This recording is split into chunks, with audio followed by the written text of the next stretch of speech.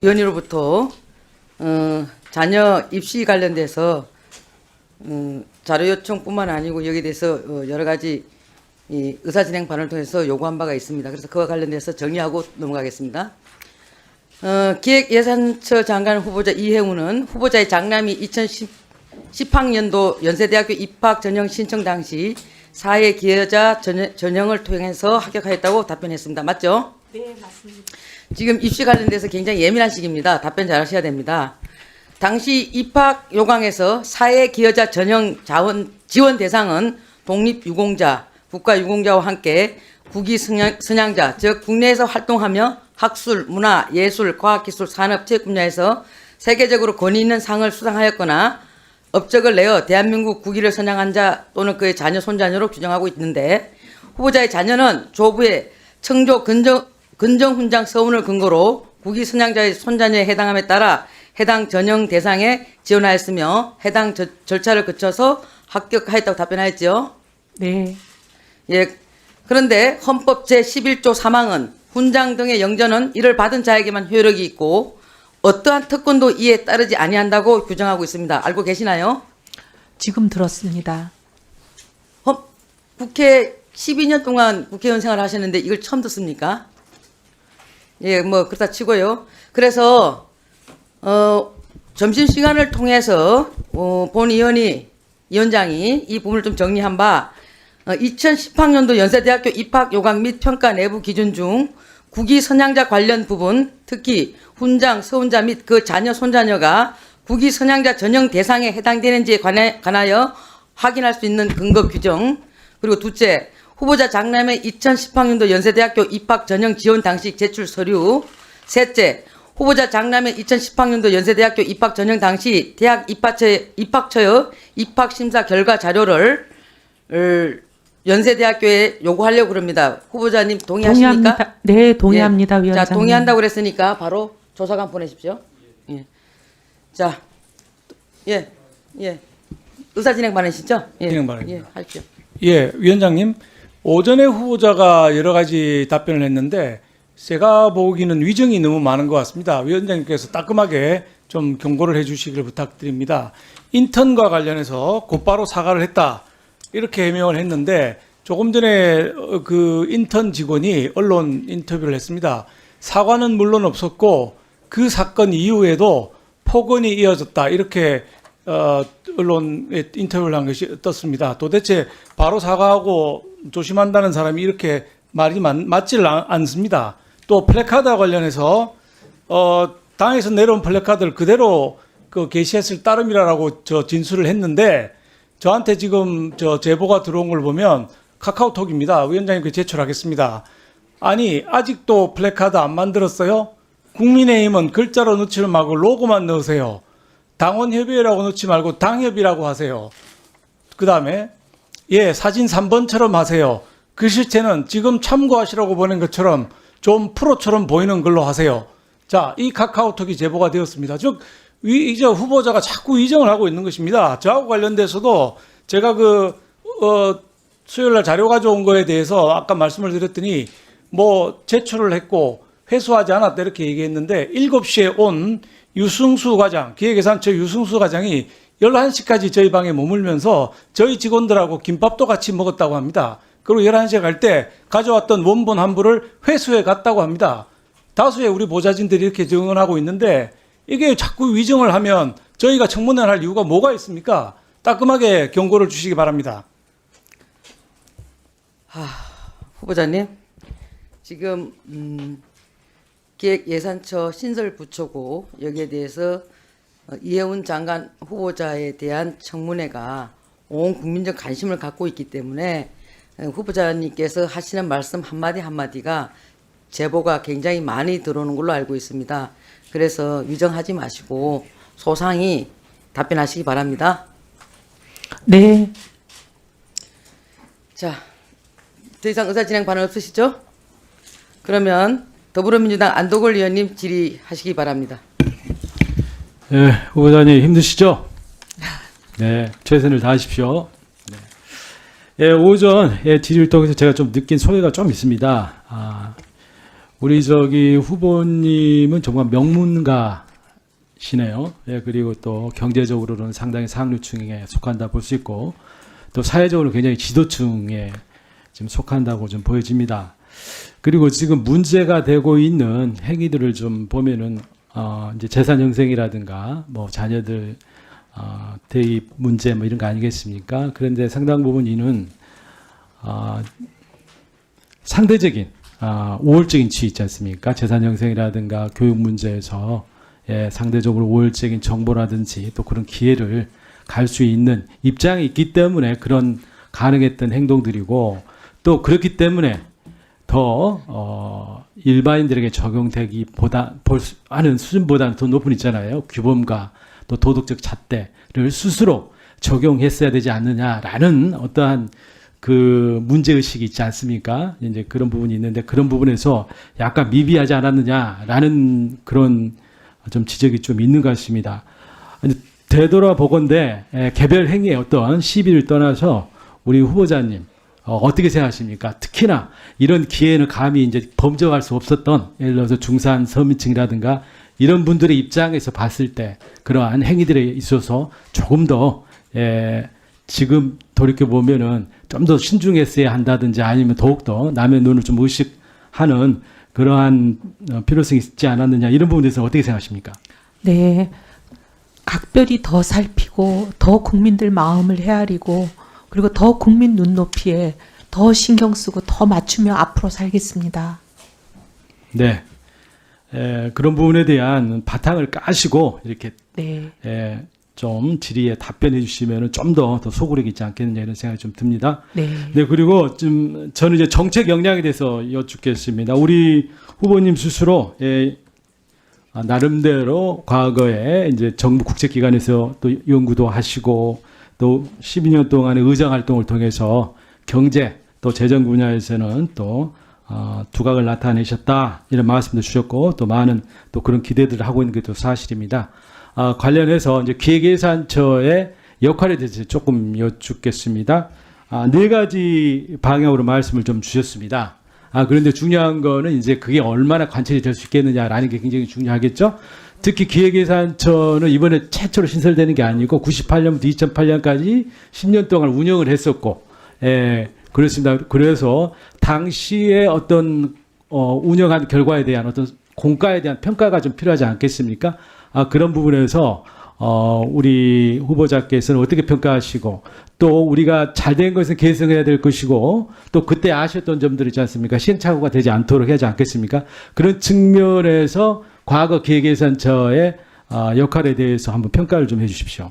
네, 경제정책과 그리고 예산 기능을 좀 분리해서 견제와 균형을 이루겠다는 그 목표에 대해서 깊이 공감하고, 그것이 일정 부분 저는 좀 소기의 목적을 달성한 측면도 있지만, 당시 많이 문제가 됐던 것이 따로 논다. 네. 그리고 이제 원팀이 되지 못해서 오히려 견제와 균형으로 인해서 우리가 얻는 실익이 훼손되지 않았냐 하는 그런 지적들이 있었던 점을 충분히 이해하고 있고요.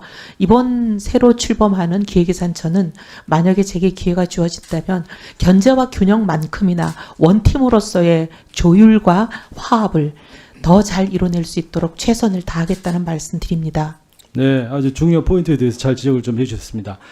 그리고 이제 기획예산처이기 때문에 기획이 중요하지 않겠습니까? 그러니까 중장기 국가 전략. 네.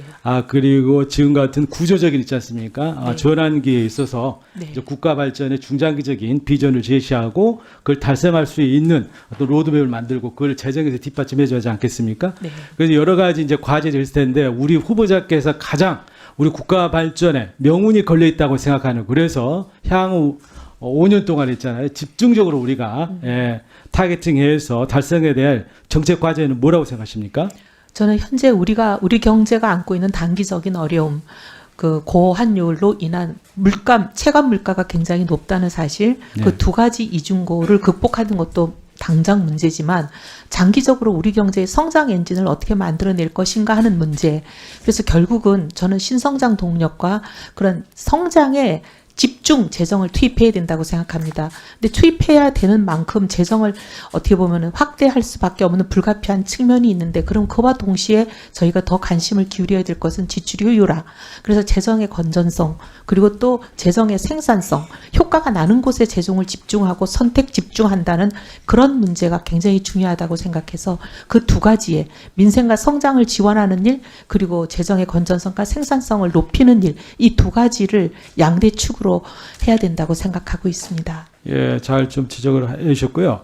그래서 지금 이제 정부가 해야 될 일은 많고, 또 국가가 이제 경제를 살리고 또 미래 성장 동력을 만들기 위해서는 그 어느 때보다 있잖아요. 많은 역할, 그러니까 많은 재정 투자가 필요하지 않겠습니까? 그런데 지금 저성장의 세수 기반은 많이 지금 와해가 되어 있는 상황 아니겠습니까?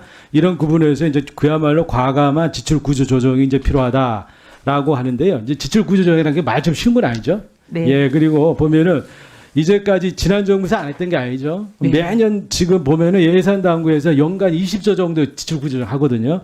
그래서 어떻게 보면은 지출 구조를 더 할 수 있는 여력이 있느냐, 또 이런 문제가 또 있거든요. 그리고 지출 구조 조정이라는 것은 부처도 마찬가지요, 기관도 마찬가지고, 민간 수요자들도 마찬가지고 엄청난 저항이 있는 거거든요. 그래서 이게 쉽지가 않습니다. 자, 그런데 그럼 구체적으로 어떻게 있잖아요. 이러한 새로운 재원을 염출을 해낼 수 있겠느냐. 구조 조정에 대한 보관이 좀 있어요.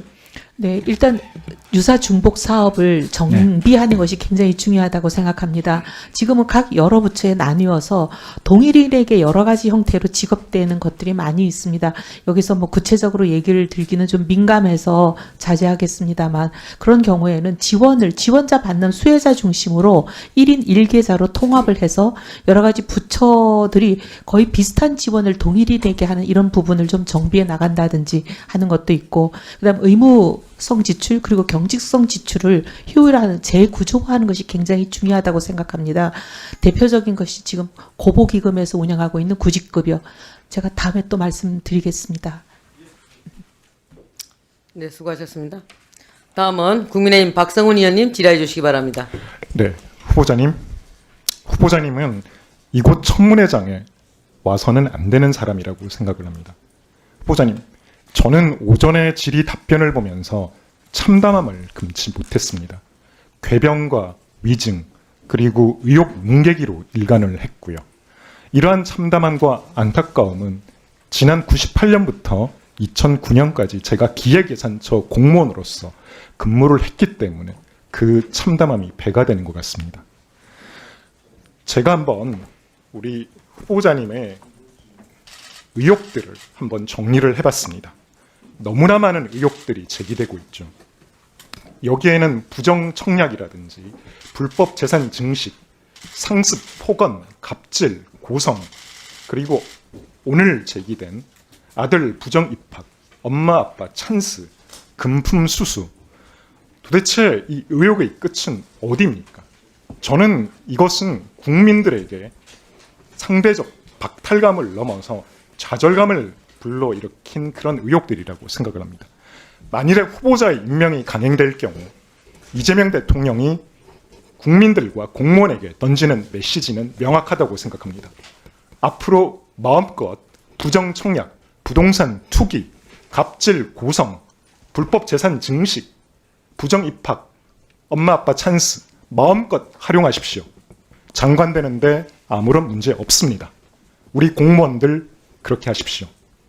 국민들에게는 미혼 자녀들에게 이렇게 외칩니다. 아파트 청약 당첨될 때까지는 혼인신고 하지 마십시오. 그리고 며느리라 부르지 말고 사위라고 부르지 마십시오.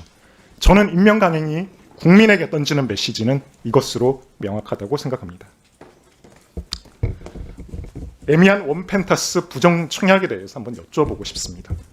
제가 들고 있는 이 자료만 보더라도 이혜훈 후보자가 얼마나 그동안 목소리 높여서 외쳤던 로또 청약, 비판과 정반대되는 행태를 보였는지 알 수 있습니다. 자료에 나와 있는 것처럼 퍼스티어 아이파크, 레미안 원베일리, 레미안 원펜타스 잠깐 모든 정지해 주시고 좀 띄워보세요. 왜 띄웠나요? 또 있습니다. 아, 그래. 네. 모든 로또 청약에는 이혜훈 후보자 가족들이 다 청약을 했습니다. 치밀하게 설계되고 조직적으로 움직였습니다. 분양 당첨을 위해서 가족들이 선수 역할을 했다고 볼 수 있습니다. 결국 역할 분담을 통해서 오로지 분양 당첨을 위해서 모든 가족들이 움직였죠. 한번 보시게 되면 아들 장남 결혼 이후에 전입신고를 하지 않습니다. 보통 임대차 대항력을 얻기 위해서 전입신고와 확정일자를 받는데 그렇게 하지 않습니다. 국민의 상식과 정반대로 움직입니다. 아이파크 청약 접수 다음 날 며느리가 신혼집으로 전입신고를 합니다. 그리고 레미안 원베일리 청약 접수를 하지만 낙첨을 합니다. 며느리가 신혼집에서 전출을 하는데요. 이게 레미안 원펜타스 일반 공급 접수일 5일 전입니다. 그리고 7월 31일 원펜타스 접수 다음 날 후보자 가족 모두가 장남의 신혼집으로 이사를 갑니다. 이날 공교롭게도 며느리는 신혼집에서 전출을 해 나갑니다. 9월 23일 원펜타스에 입주를 합니다. 그리고 다음 날 9월 24일 며느리는 신혼집에 재전입을 합니다. 정말 이 과정에서 며느리의 역할이 매우 컸죠. 그리고 25년 4월 30일 날 부정청약 조사 종료일에 이제서야 장남이 신혼집으로 전입을 합니다. 제가 많은 전문가들에게 여쭤봤습니다. 결국 이것은 가족들이 공모해서 설계에 따라서 치밀하게 같이 역할을 분담을 했다는 사실을 다 말씀을 하고 계십니다. 며느리를 며느리도 부르지 못하는 후보자, 지금 이 이야기를 했습니다. 가족 관계가 파탄나서 가족이 국민 여러분께 여쭤보고 싶습니다. 가족 관계가 부부 관계가 불화가 생겼다고 미혼으로 남겨둡니까? 대한민국의 어떤 가족이 가족 관계가 좋지 못하다고 결혼한 가족을 미혼이라고 부릅니까? 오늘 해명에서 제가 들은 것은 이 해명을 이혼 후보자의 사돈이 어떻게 받아들이고 모든 국민에게 우리 며느리, 이번 원펜타스 당첨에 결정적인 역할을 한 며느리를 공개적으로 가정 파탄의 책임이 있는 사람처럼 몰고 갈 수 있는지 저는 의아할 뿐입니다. 갑질 의혹에 대해서 한번 띄워주시기 바랍니다.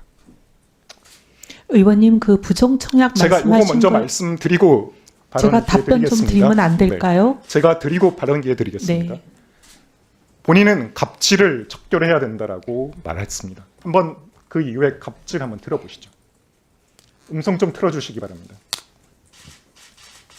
도대체 깜깜해서 왜 알아듣니? 너 대한민국 말 못 알아들어? 네 머리에는 그게 이해가 되니? 너 뭐 IQ 한 살이야? 야! 야! 내가 정말 널 죽였으면 좋겠다. 입이라고 그게 터졌다고 그냥 막 네 맘대로 그러고 떠서? 아, 웃겼어. 핸드폰으로는 검색이 안 되는 게 얼마나 많은지 알아? 그것도 몰랐단 말이야?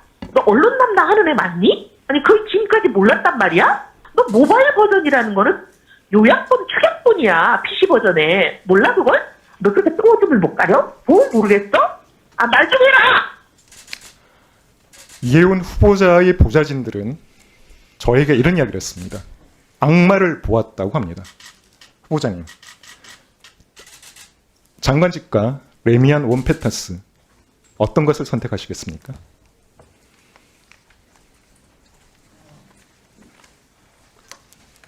아까도 말씀드렸습니다. 국가기관의 결정에 따르겠습니다. 후보자님, 아파트 부양가족 수를 늘려서 허위 가점으로 당첨이 될 경우에 징역 5년에 처한 그런 사례가 있습니다. 의원님, 이거는 부정청약 아닙니다. 그리고 아까 제가 자세히 말씀을 못 드렸지만 저희 장남 관련해서는 공개적으로 얘기하기 참담한 사정이 있습니다. 멀쩡한 아들 가족 부부를 가정 파탄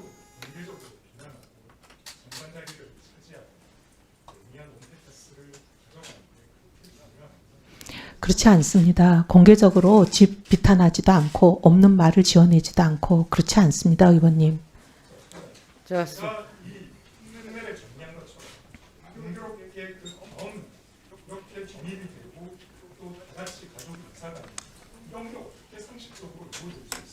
의원님, 레미안 레미안 퍼스티지의 경우는 이미 전세 계약 기간이 만료되었습니다.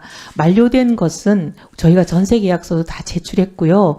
그것은 2023년 12월에 원래 만료인데 의원님 아시다시피 바로 총선이 있었습니다. 근데 총선 때 제가 지역구가 어디가 될지를 알지 못하는 상황이었습니다.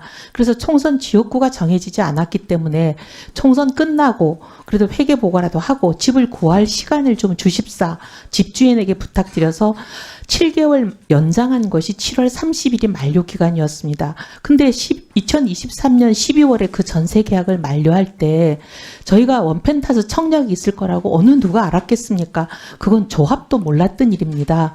아무도 알 수 없는 일에 그렇게 날짜를 맞춰서 계획했다고 말씀하시는 거는 받아들이기 어렵습니다. 자, 이 말은 지금 후보자가 국민에게 던지는 말과 같다고 생각합니다. IQ 한 자리. 네, 수고하셨습니다. 다음은 더불어민주당 조인철 의원님 질의해 주시기 바랍니다. 네. 지난 21일 날 법원은 한덕수 전 총리에 대한 재판이 있었죠. 네. 거기에서 지난 24년 12월 3일에 있었던 비상계엄은 국헌몰란 목적의 폭동, 즉 내란이다라고 확인을 해 주었습니다. 당시에도 12월 3일 날 당시에 국민들이 이미 그걸 알았습니다. 알고 국회로 몰려와서 어떤 사람은 장갑차를 막았었고 어떤 사람은 총구를 잡고 막았습니다. 그 결과 결국은 실패로 끝나게 됩니다. 이걸 보면서 참 참담합니다.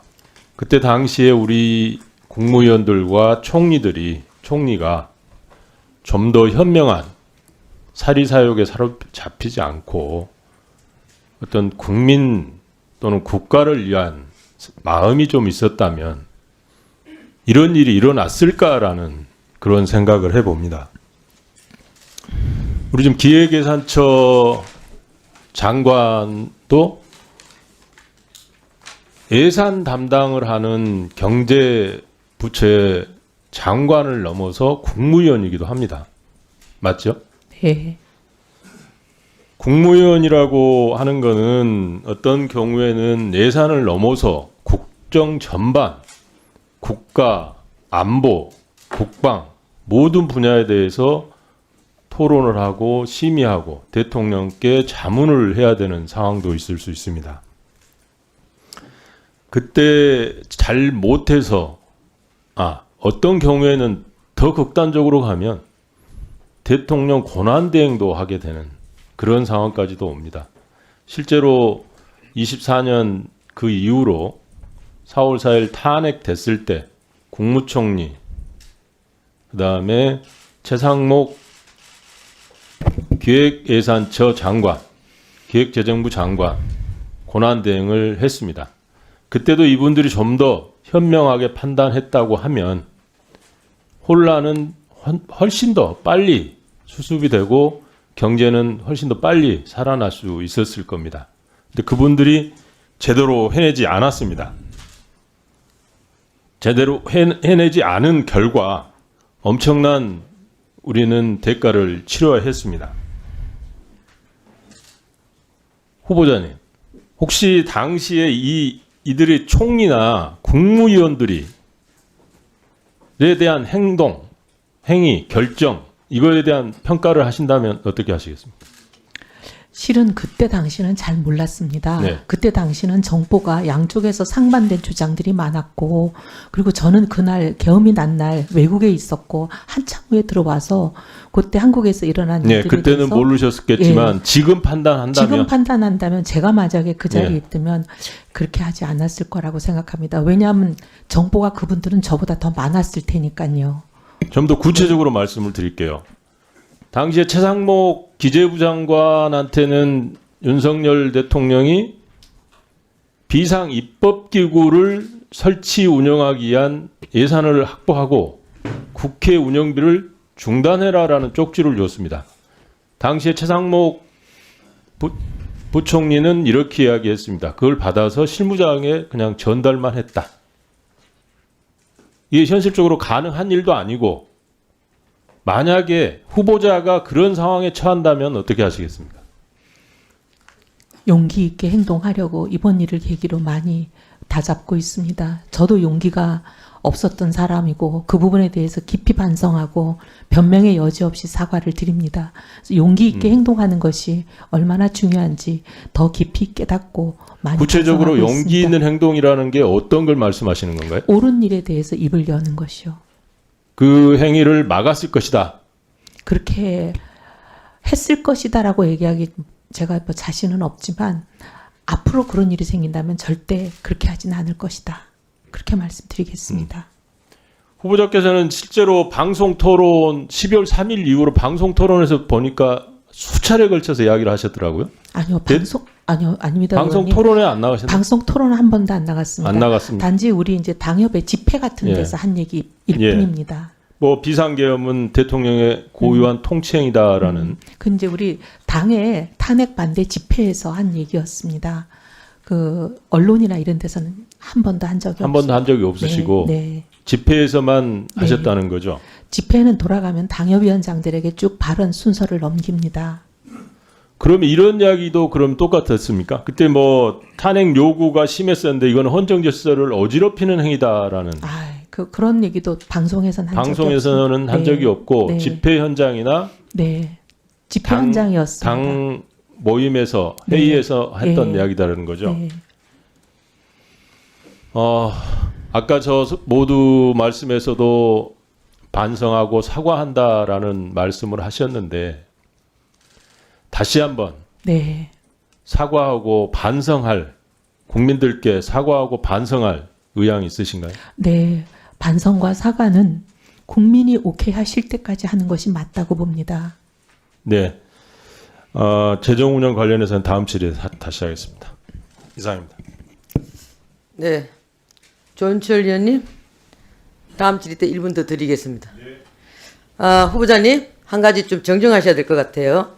국민의힘 당에서 탄핵 반대 집회를 한 적이 없습니다.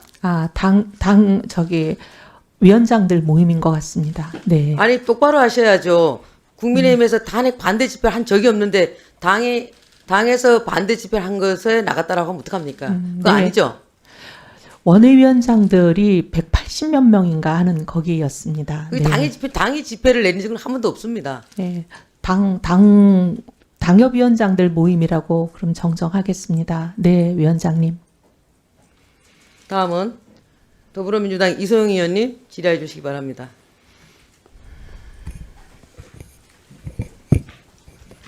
처음 뵙겠습니다, 후보자님. 네, 안녕하세요, 의원님. 제가 예결위 간사를 맡고 있어서요. 네. 누가 장관으로 오시든 이제 함께 일해야 되는 입장이라서 원래 예산과 재정에 대한 질의를 준비해 왔었는데 오전에 답변하시는 것을 들으면서 몇 가지 의구심이 생겨서 제가 확인을 좀 하고자 합니다. 명쾌하게 좀 설명을 해주시면 좋겠습니다. 결혼한 아드님이 원펜타스 청약, 당첨, 조사 다 끝난 후에서야 신부와 주민등록을 합친 거에 대해서 이제 의문을 많이들 제기하셨고 후보자 이렇게 답변했습니다. 아들과 며느리가 결혼식 직후에 관계가 깨졌다. 관계가 최악으로 치달아서 혼례를 유지하기 어렵다고 생각했다. 맞습니까? 네. 장남 내외부는 2023년 12월 16일에 결혼을 했고 그 이후 주민등록상 주소지가 전혀 겹치지 않다가 1년 5개월쯤 후인 2025년 4월 30일에 이제 용산 신혼집에 주소를 합치게 됩니다. 구체적으로 결혼식 이후 거의 직후에 파경이 된 건가요? 네, 사실 이런 말씀까지 그냥 간단하게 네, 말씀 주셔도 됩니다. 실은 그 시기에 발병을 했습니다. 발병을 해서 지금까지 치료를 받고 있습니다. 그런 사정이 좀 있었습니다. 아까는 관계가 파경이 됐다고 하지 않으셨던가요? 네, 관계가 파경이 되면서 이 모든 게 이제 정신적인 압박과 스트레스 등등으로 굉장히 최악의 상황으로 치달아서 발병도 하고 지금까지 치료를 받고 있습니다. 오전 답변하고는 또 전혀 다른 다르지 말씀인데요. 아닙니다, 의원님. 같은 얘기입니다. 그러면은 어쨌든 그게 이제 관계가 깨지면서 생겨나는 여러 가지 심리적인 정서적인 문제로 발병입니다. 그러면은 관계가 깨지면서 스트레스와 이제 이런 걸로 좀 병을 얻으셨고 그래서 지금까지 좀 어려운 상황에 계시다는 말씀이신데 네. 이제 어쨌든 1년 5개월 후에 같이 주소지를 합치게 되기 전까지 이제 같이 살기 어려울 정도로 파경이 된 상태셨다. 그래서 주소지가 달랐던 거다 말씀을 하셨던 거죠. 그러면은 뭐 그 말씀을 전제로 해서요. 네, 청문회를 보시는 분들이 이런 의문이 드실 것 같아요. 지금 이제 뭐 기사 댓글이나 이런 것들도 많이 달리고 있는데 제가 그 내용 중에 저도 좀 의문이 가는 부분들을 여쭤보려고 하는데 그렇게 그럼 관계가 파경이 돼서 최악으로 치달은 상태에서 왜 시댁 돈으로 잡은 용산 아파트를 파경된 상태에 며느리가 혼자 산 거죠? 7억 3천짜리 용산 아파트인데 이것도 사용료를 받으셨습니까? 사용료를 받은 건 아니고요. 돈을 이제 빌려줘서 각자 서로 분담을 해서 구한 아파트고 대출금의 일부는 갚고 아직 일부는 못 갚은 채로 남아있는 상황입니다. 그런데 의원님, 사람 관계라는 게 그렇게 하루아침에 딱 끊어지는 것도 아니지 않습니까? 그럼 어쨌든 많은 같이 사람들이- 살지 않는 상황이었고 같이 살기 어려운 상황이었는데 그럼 이 용산구 전셋집을 어디 부동산에 내놓거나 매물로 내놓은 게 있습니까? 그렇지는 않고요. 어쨌든 저희는 그 관계가 다시 봉합되길 바랬습니다. 그래서 모든 가족이 굉장히 어렵게 노력하고 있던 시기였습니다. 그러면 그렇다고 치고요. 네. 그런 어려운 관계 속에 있는 상황에서 후보자 가족이 2달 동안의 임시 거처가 필요해집니다. 그러면 재산이 뭐 아들 3분까지 한 178억 정도 되시는 것 같은데 이렇게 재산도 여유가 있는 상황이기 때문에 다른 아파트 단기 임차를 할 수도 있고 요즘 이주할 때는 에어비앤비 단기 임대를 하기도 합니다. 보니까. 그런데 파경에 가까운 상태인 며느리가 혼자 살고 있는 집에 며느리를 2달 동안 이사를 보내고 들어갔다가 다시 2달 후에 그 집을 교대한다. 왜 굳이 관계가 파탄난 며느리에게 협조를 구하는 거죠? 협조를 구했다기보다는 그냥 저희가 들어갈 곳이 없다라는 사정을 전달했고 그냥 그 어떻게 보면 남편과 며느님은 도공 렉슬에 이사를 2달 동안 2번을 한 거거든요. 갔다가 왔다가. 근데 의원님 이사가 별로 이렇게 집기나 살림살이가 없기 때문에 근데 지금 그냥 이제 말씀하시는 것과 부합되는 어떤 자료는 전혀 제출되지 않은 상황이어서 아니요, 후보자님의 말씀만 듣고 지금 그러려니 이제 해야 되는 상황이거든요. 아닙니다. 다음 질문 전세 드려보겠습니다. 이사 업체와의 계약서를 제출을 했습니다. 의원님께도 드리겠습니다. 차규근 의원님께 드린 자료를 또 드리겠습니다. 그때 당시 이사했던 이사업체와의 계약서가 있습니다. 네. 2 슬라이드를 좀 넘겨주시고요. 3번 페이지로. 네. 왜 관계가 파경이 됐던 신혼부부가 1년 5개월이 지나서야 다시 같이 살게 됐느냐. 그리고 왜 하필 그날이 국토부의 원펜타스 부정청약 조사가 끝나고 그 결과가 발표된 그 바로 다음 날이냐. 지금 여기에 대해서 전혀 몰랐다고 말씀하셨잖아요. 왜냐하면 저희는 뭐 그렇게 답변을 아까 하셨는데 이걸 한번 보세요. 이게 2024년 8월입니다. 대대적으로 언론 보도가 됐습니다. 원펜타스에 살고 있는 사람들은 이거를 모르기가 어려웠을 것 같아요.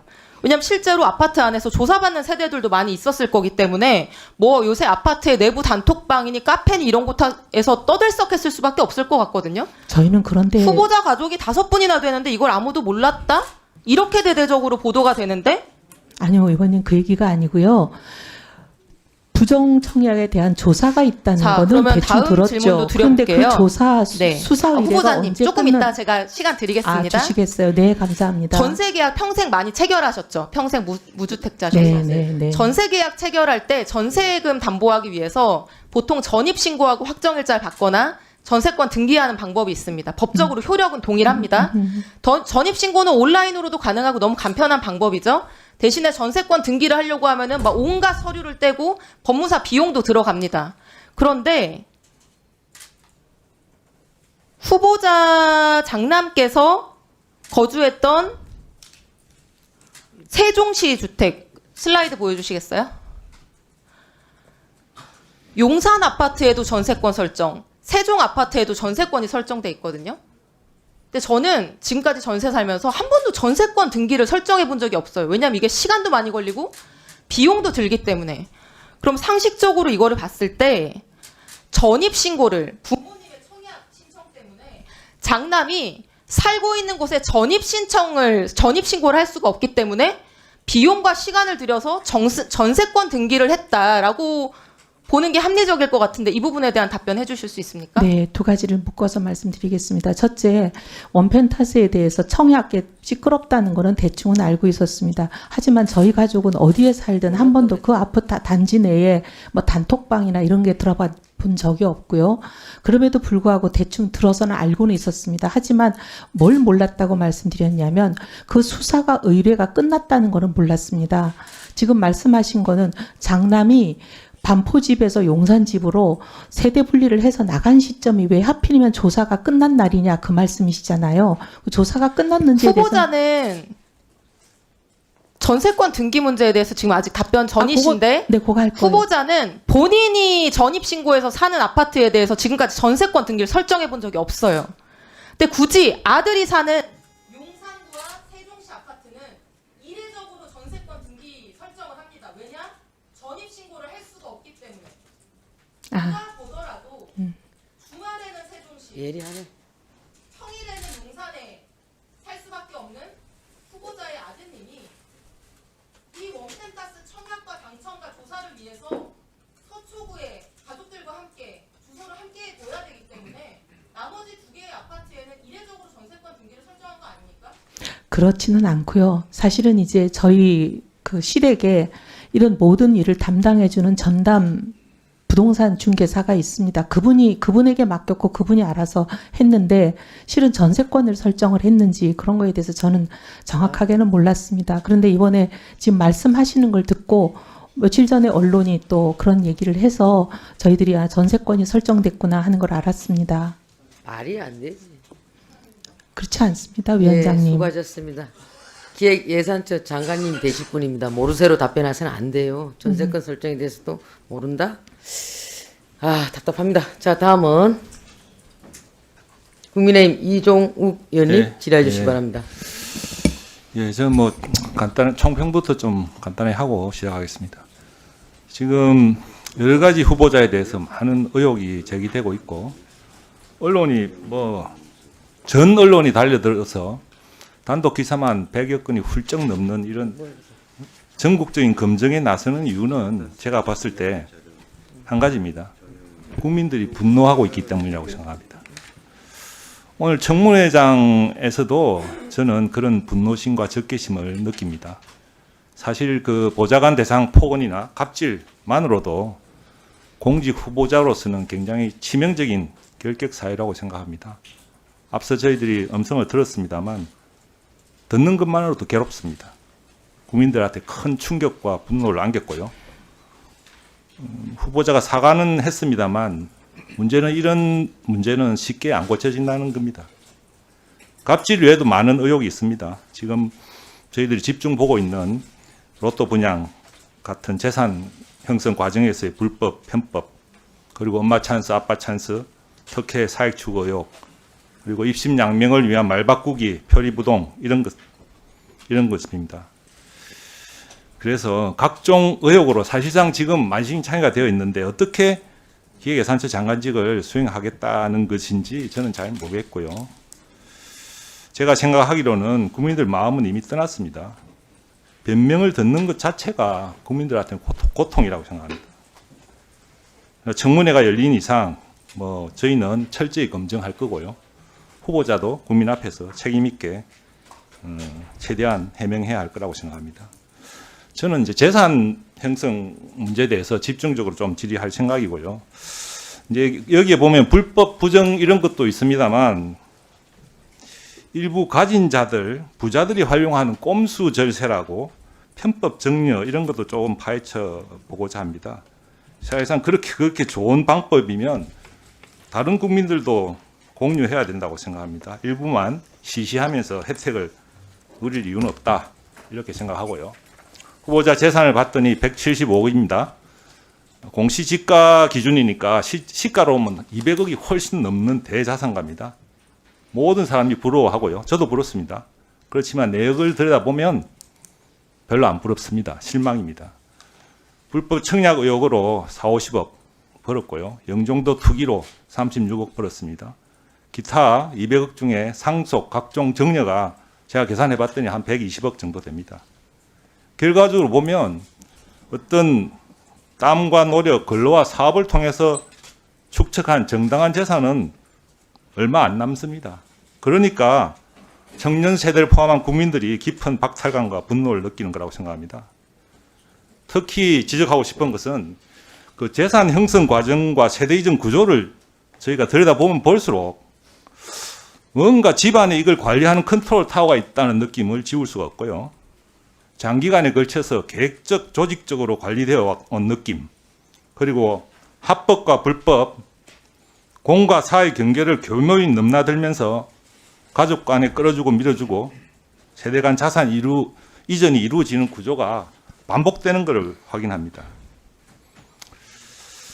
그래서 뭐 이런 집안도 있겠죠. 하지만 공직자가 가져야 할 윤리의식과 자기 절제 측면에서는 심각한 문제다 이런 생각을 하고, 이런 자세로 살아오신 분이 과연 국민의 혈세를 책임질 기획예산처 장관직을 맡겠다는 게 국민들이 납득할 수 있을지 자문해 봅니다.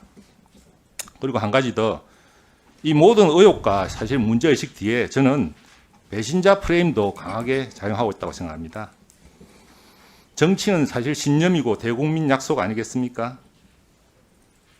저희랑 사실 여기서 같이 공격하셔야 할 분이 거기 후보자석에 앉아가지고 자아 비판하시고 자기 부정하시고 중성맹세를 천연덕스럽게 하고 있으니까 기가 찰그렇습니다. 마지막 소임을 다 하시겠다는데 글쎄요. 앞서 이제 내란 동조 여부에 대해서 잘못된 판단이었다 이렇게 사과를 했죠.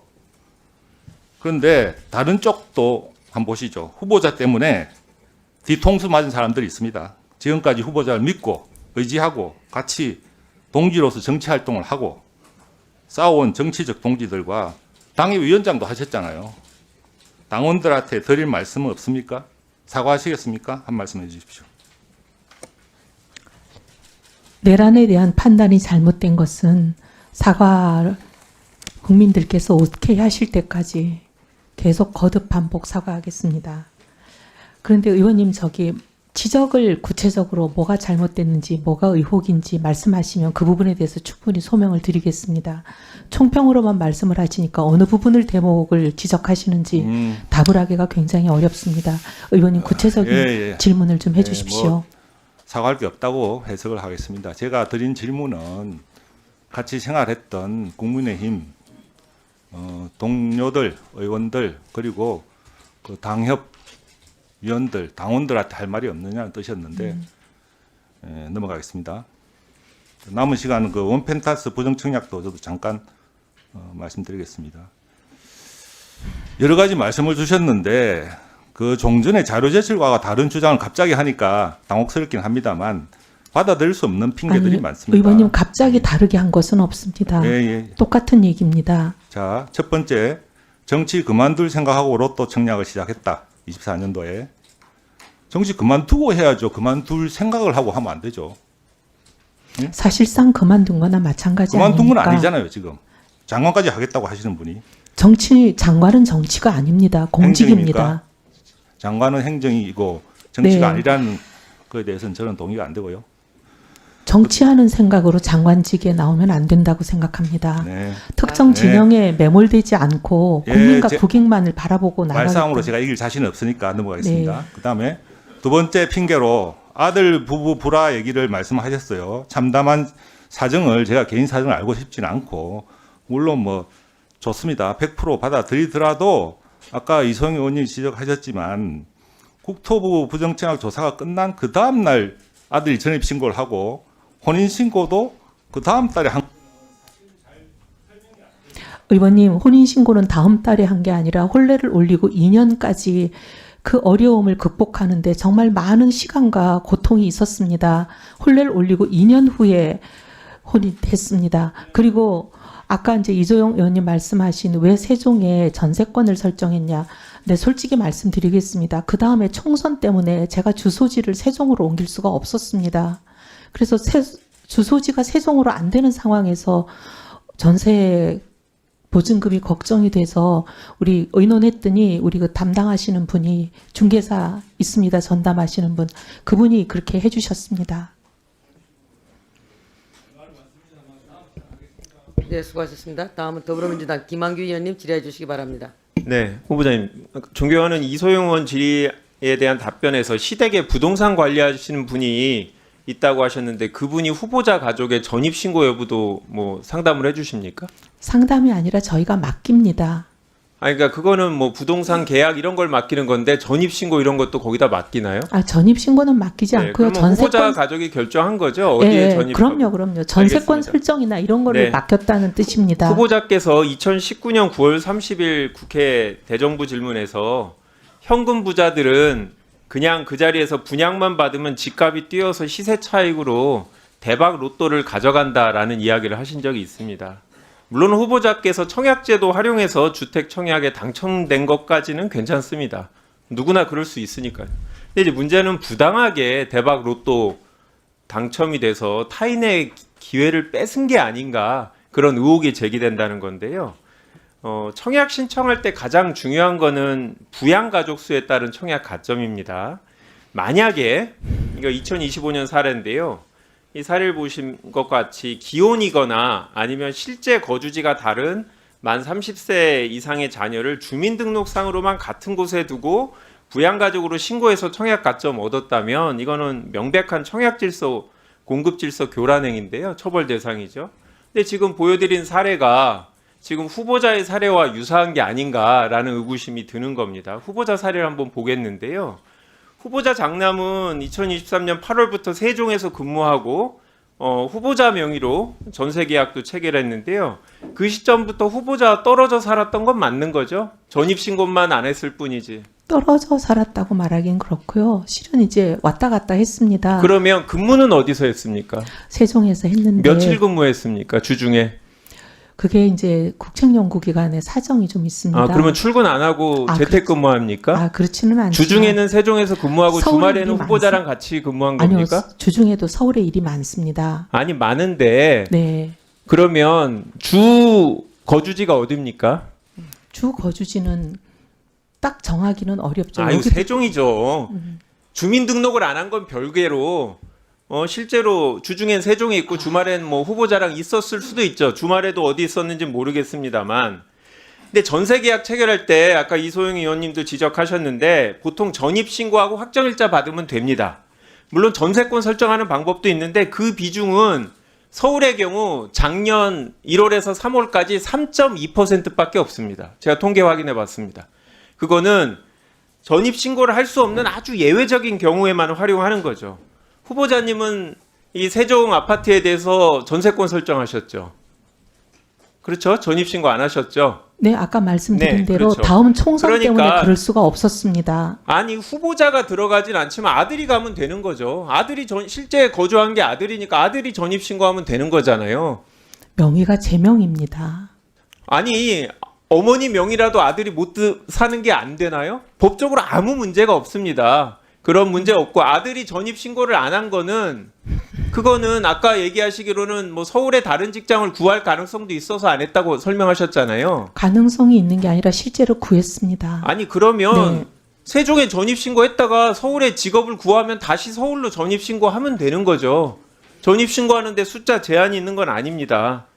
그러니까 처음부터 전세계약 체결할 때 아들이 전입신고를 할 생각이 없었던 거죠. 그러니까 계약서를 보면 특약사항에 전세권 설정 의무가 있습니다. 임대인이 동의한다고.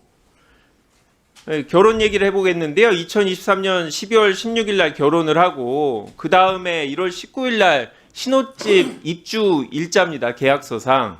근데 이제 아까 설명하기 위해 결혼 직후에 이제 불화가 생겨서 신혼집에 들어가지 않았다고 했는데 근데 이상합니다. 왜? 결혼식 이후의 문제가 아니라 이번에도 똑같이 결혼 전에 이미 신혼집 전세 계약을 체결할 때 이례적인 특약사항으로 임대인의 전세권 설정 의무가 들어갑니다. 세종하고 똑같습니다. 그러니까 결혼식 직후가 아니라 결혼하기 전에 부부가 신혼집을 알아볼 때부터 전입신고를 할 생각이 없었던 겁니다. 그러니까 서울 시내에서 단 3.2%밖에 안 하는 전세권 설정 등기를 한 거죠. 비용이 어떠냐고요? 전입신고하고 확정일자 받는데 후보자님 얼마 비용 드는지 아십니까? 600원 들어요. 그러니까 다 그렇게 하죠. 그러면 지금 용산 신혼집 전세권 설정하면 얼마 드는 줄 아십니까? 대략 200만 원 들어요. 말소할 땐요. 말소도 임차인이 부담합니다. 그러면 400만 원 드는 거거든요. 그러니까 전입신고하면 되는 건데 아들이 전입신고하면 되죠. 불화가 있어도 아들이 전입신고하면 되잖아요. 처음부터 전입신고할 생각이 없었기 때문에 전세권 계약을 체결한 거 아니냐. 400만 원을 부담하고 그런 의혹이 드는 거고요. 또 아까 며느리의 전출입 관련해서 얘기했잖아요. 같이 사는 게 불편할 수도 있어요. 후보자 가족이 들어가면 며느리가 다른 집으로 갈 수도 있죠. 그런데 왜 이 부동산 주민등록 전출입 내역을 보면 그냥 나가면 되지 왜 며느리가 전출하고 다른 곳으로 주소 옮겼다가 후보자 가족이 떠나고 나니까 다시 전입을 합니까? 그냥 가방 싸고 갔다가 돌아오면 되는데. 그때는 그럴 계획이 아니었습니다. 그때는 아니 네. 그냥 잠깐 비워주면 될 때 왜 굳이 전출까지 하냐는 거죠. 아니 그러니까 잠깐 비워줄 계획이 아니라 관계가 어려워져서 이제 끝나는 걸로 저희는 알았습니다. 그거는 네. 나중에 봤을 때 후보자 가족과 전혀 관계가 없는 이 여성분이 들어있으면 관공서에서 이게 무슨 관계냐라고 물어봤을 때 사실은 배우자 아니냐라는 게 드러날 가능성이 있기 때문에 한 주민등록에 며느리 이름을 넣기 싫어서 미리 6일 전에 뺐다가 후보자가 빼니까 바로 그 다음날 들어온 거죠. 청약 신청서 양식 볼게요. 여기 보면 아들이 한 게 아니라 후보자 배우자가 하시는 건데 가족 기재하게 돼 있죠. 여기에 부영가족 몇 명으로 기재하셨습니까? 남편한테 들었습니다. 4명으로 했다고 들었습니다. 그러니까 네. 결혼한 아들도 포함시킨 거죠. 당신은 결혼이 아니었습니다. 결혼식한 아들을 포함시킨 거죠. 예, 그런데 결혼은 하고 직업을 따로 구하고 세종에서 따로 집까지 갖고 있는 그 아들을 부양가족으로 기재한 거는 아들이 아닙니다. 후보자의 배우자입니다. 후보자 몰랐습니까? 청약을 그렇게 많이 했는데 그렇게 많이 청약 하지 가점이 않았습니다. 그렇게 중요하다는 거 모르셨습니까? 아니 의원님 그때는 84점 중에 76점 받으셨는데 만약에 아들이 한 명 없었다 당첨될 수 있었습니까? 의원님 그때는 일이 이렇게 될 줄 누가 알겠습니까? 그렇죠. 이렇게 청문회 하실 줄 몰랐겠죠. 아니 그게 아니고요. 하지만 아니요 그게 아니고 청약 가점이라는 아니 거 후보자가 제대로 청약 사과를 하고 다시는 이러지 않았겠다. 형식적으로 결혼을 안 했기 때문에 실질적으로는 기혼이지만 아니 굳이 그걸 밝힐 필요 없이 미혼으로 처리했는데 결과적으로 그것 때문에 당첨됐다면 미안하다, 사죄한다, 의도한 바가 아니다. 이렇게 얘기해도 국민이 납득할까 말까인데 이런 식으로 하시면 저 여당이라도 이걸 어떻게 후보자를 옹호해 줍니까? 아, 의원님 그렇지는 않고요. 만약에 정말 위장으로 저희가 혼인을 해놓고 청약 가점 때문에 만약에 혼인신고를 안 한 거라면 청약 기준일이 끝나자마자 혼인신고 하지 않았겠습니까? 근데 그러고도 1년 반이 지나서야 가까스로 봉합된 상황입니다. 의원이 그렇지가 않습니다. 정말 청약 때문에 그랬다면 그렇게 1년 반까지나 그 고통을 감내하면서 살 이유가 없지 않습니까? 그런 사정이 있었습니다. 그리고 아까 말씀하셨는데 용산집을 구하고 나서 문제가 생긴 그게 아니고요. 실은 이제 결혼하고 얼마 안 있다가 문제가 생겨서 그 발병한 시점이 용산집을 구하기 전입니다. 혼인 신고를 안 한 거는 아들의 결정이다 할지라도 그 아들을 결혼식까지 안 한 아들을 본인의 부양 가족으로 신청해서 청약한 건 후보자, 배우자 그리고 후보자입니다. 근데 의원님 그때는 정말 혼인은 깨어졌다고 생각할 수밖에 없는 상황입니다. 자, 수고하셨습니다. 다음은 국민의힘 박대출 의원님 질의해 주시기 바랍니다. 참 후보자 답답합니다. 제가 지금까지 지켜본 소감은요. 역시 아니다. 이런 겁니다. 국민이 오케이 할 때까지 사과하겠다 말씀하셨죠. 사과하세요. 사과하는 게 좋고요. 계속 그런데 자연인으로 사과하세요. 아마 국민은 장관으로 오케이 안 합니다. 이런 상황에서. 마이크 좀 땡겨서 하십시오. 피해자에게 사과했다고 했는데 그 피해자는 사과는커녕 오히려 폭언이 이어졌다고 그래요. 그것도 거짓말이고 가짜 사과잖아요. 사과를 지금도 하느라고 말이죠. 했는데 자, 본인이 지금도 말이죠. 잠깐 네, 들으세요. 의원님. 자, 잠깐만 들으세요. 대답변 기회 드릴 테니까. 아직도 제가 이따 내겠지만은 그 다른 전직 보좌관은 아직도 그분이 보복이 두렵다 이래요. 이 폭언이 이어지고 있던 거랑 일맥상통합니다. 후보는 말이죠. 아예 비상식을 기본으로 깔고 있어요. 지금 이 청문회 과정에서 보면 말이죠. 부동산 투기, 아빠 찬스, 위장전이, 자녀병역, 조기 유학, 대학 입시 이런 관련 의혹들을 아예 바닥에 깔고 있습니다. 그 외에 비상식이 너무 많아요. 비상식에 끝없는 비상식입니다. 제가 몇 가지 짚어볼게요. 1. 압도적 갑질 폭언 이거 비교 불가합니다. 2. 단독 기사 120건이 넘어요. 아예 특종 유발 후보죠. 이거 뭐 결정적 한 방도 아니고 결정적 120방이에요. 3. 결혼한 아들 미혼 부양가족으로 신고. 이거 지금 계속 지금 질의가 이어지고 있죠. 4번 희망록 우리 존경하는 천하람 의원님 질의하셨는데요. 이거 본인이 쓰던 제3자가 쓰던 비상식입니다. 제3자가 쓰기도 어려운 경우 내용도 아주 괴랄 수준이에요. 당선 기도하는 건 봤지 낙선 기도까지 하고 무슨 영화 속의 사교도 아니고 말이죠. 또 히스테리를 주님께 고쳐달라고 얘기하고 그런데도 3년 뒤에는 야 하는 그 갑질은 이어지고 폭언은 그 뒤에도 계속됩니다. 5. 셀프 감세, 셀프 규제 완화 이런 셀프 특혜 법안을 줄줄이 내요. 그게 감히 누구도 못하는 겁니다. 6. 국회 회기 중에 해외 출국하는 사례가 타이 추종을 불허합니다. 7. 정치 후원금으로 말이죠. 가격 조절을 기묘하게 해서 자택거래를 합니다. 8. 지금은 175억 부자인데 말이죠. 80평 전시 아파트 살다가 아들과 사이가 깨졌다는 며느리 살고 있는데 25평 전시 아파트로 가요. 이사를. 근데 그 며느리는 집 내주고 다른 곳으로 이사 가요. 9. 가족 간의 돈 거래가 희한하게 잦습니다. 할머니 손자 간에 상가를 팔고 사고 부자 간에 현금을 정의하면서 그 정의받은 돈으로 정의세를 내면 되는데 말이죠. 정의세를 빌려주고 갚고 이러고요. 남편은 삼촌한테 돈 빌리고 며느리한테 돈 빌려주고 후보자는 또 시어머니에게 돈 빌리고 이럽니다. 10. 마지막 비상식은 말이죠. 후보의 놀라운 의지입니다. 이 피해자가 했다는 이런 그런 사과는 커녕 이거 폭언이 이어졌다는 정도로 이렇게 되는데 오늘 악의 눈물처럼 면피용 사과해봐야 그 피해자들에게는 오히려 그 갑질로 여겨질 겁니다. 보복이 두렵다 그러지 않습니까? 이런데도 버티는 거. 이건 보통 상식적인 사람, 상식적인 수준을 가지고 있을 때는 상상도 못할, 따라가지 못할 강심장이다. 저는 이렇게 생각하고요. 이런 총론을 짓고 제 강론 하나씩 들어가겠습니다.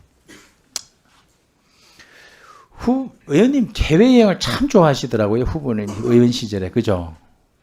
제가 좋아한 게 아니라 국회에서 네. 주로 해외에 출장 보냈습니다. 국회 해외 출장이요? 국제회의 출장이었습니다. 제가 봤거든요. 네. 국회 임기 동안 말이에요. 국회의원 임기 동안에 97회 출국을 했습니다.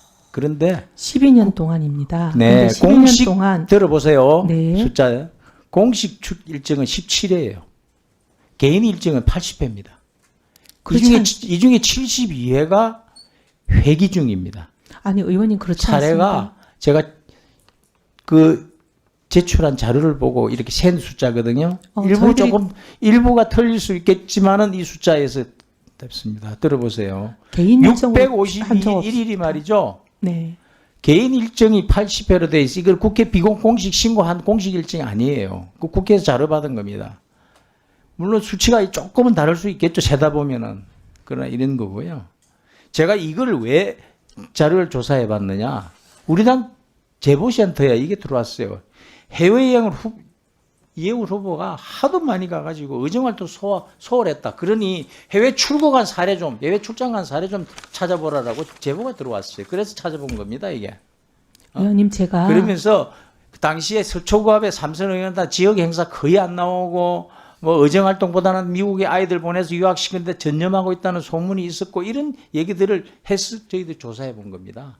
의원님 제가 네? 당무감사에서 우수 성적 받았습니다. 그럼 국민의힘의 당무감사는 엉터리였습니까? 자, 예.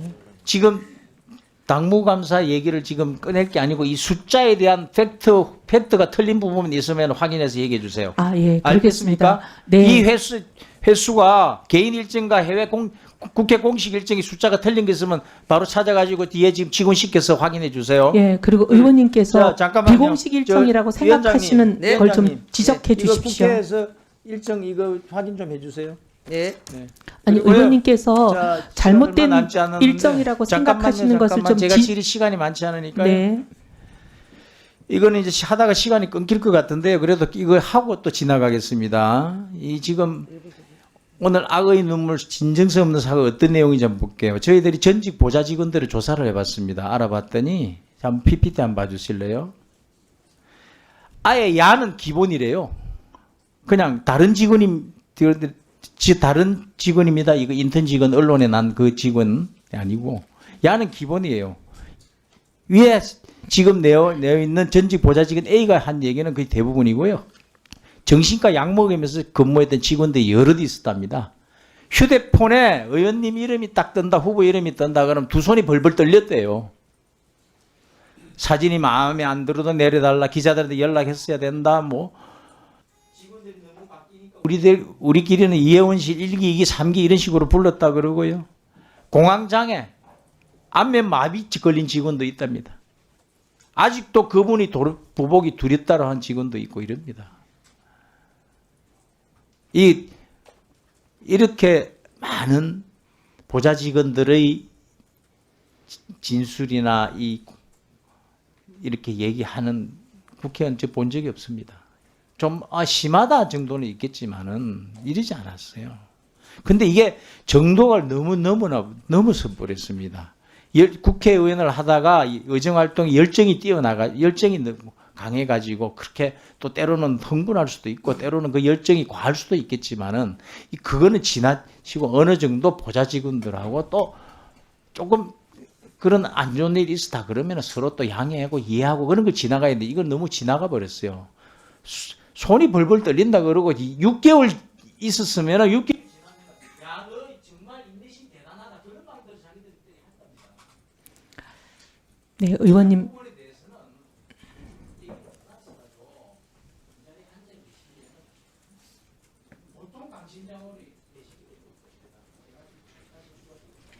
의원님, 제가 상처를 준 많은 우리 직원들에게 제가 진심으로 사과하고 계속 사과하겠습니다. 그런데 지금 국민의힘에 소속되어 있는 옛날 제 전직 보좌진들에게 뭘 얼마나 압박을 하는지 저도 다 듣고 있습니다. 지금 그 중에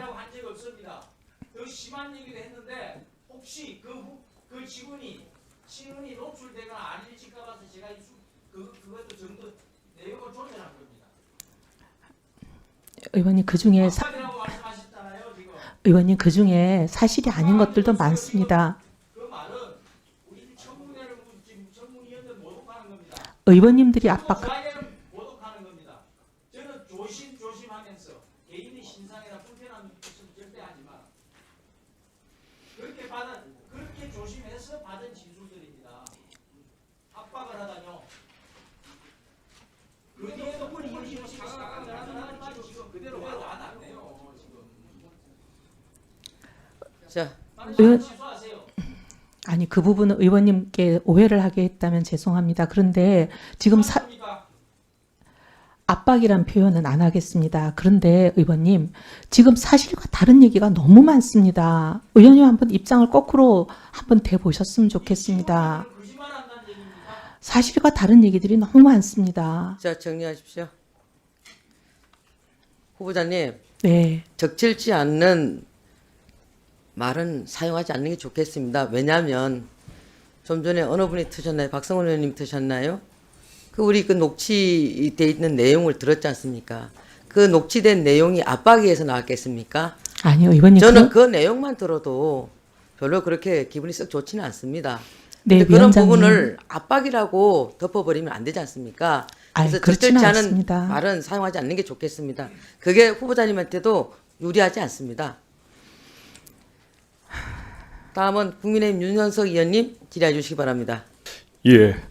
공직자는 본인이 책임을 지고 뭔가를 해야 되는데 지금 후보자의 그런 태도를 보면은 보좌진들 탓을 하고 또 부정 청약에 대해서도 또 아들과 며느리의 불화에 대해서도 탓을 하고 하는 그런 식으로 자꾸 책임을 미루는 자세 굉장히 보기 안 좋고요. 오늘 아들과 며느리 탓하지 않습니다, 의원님.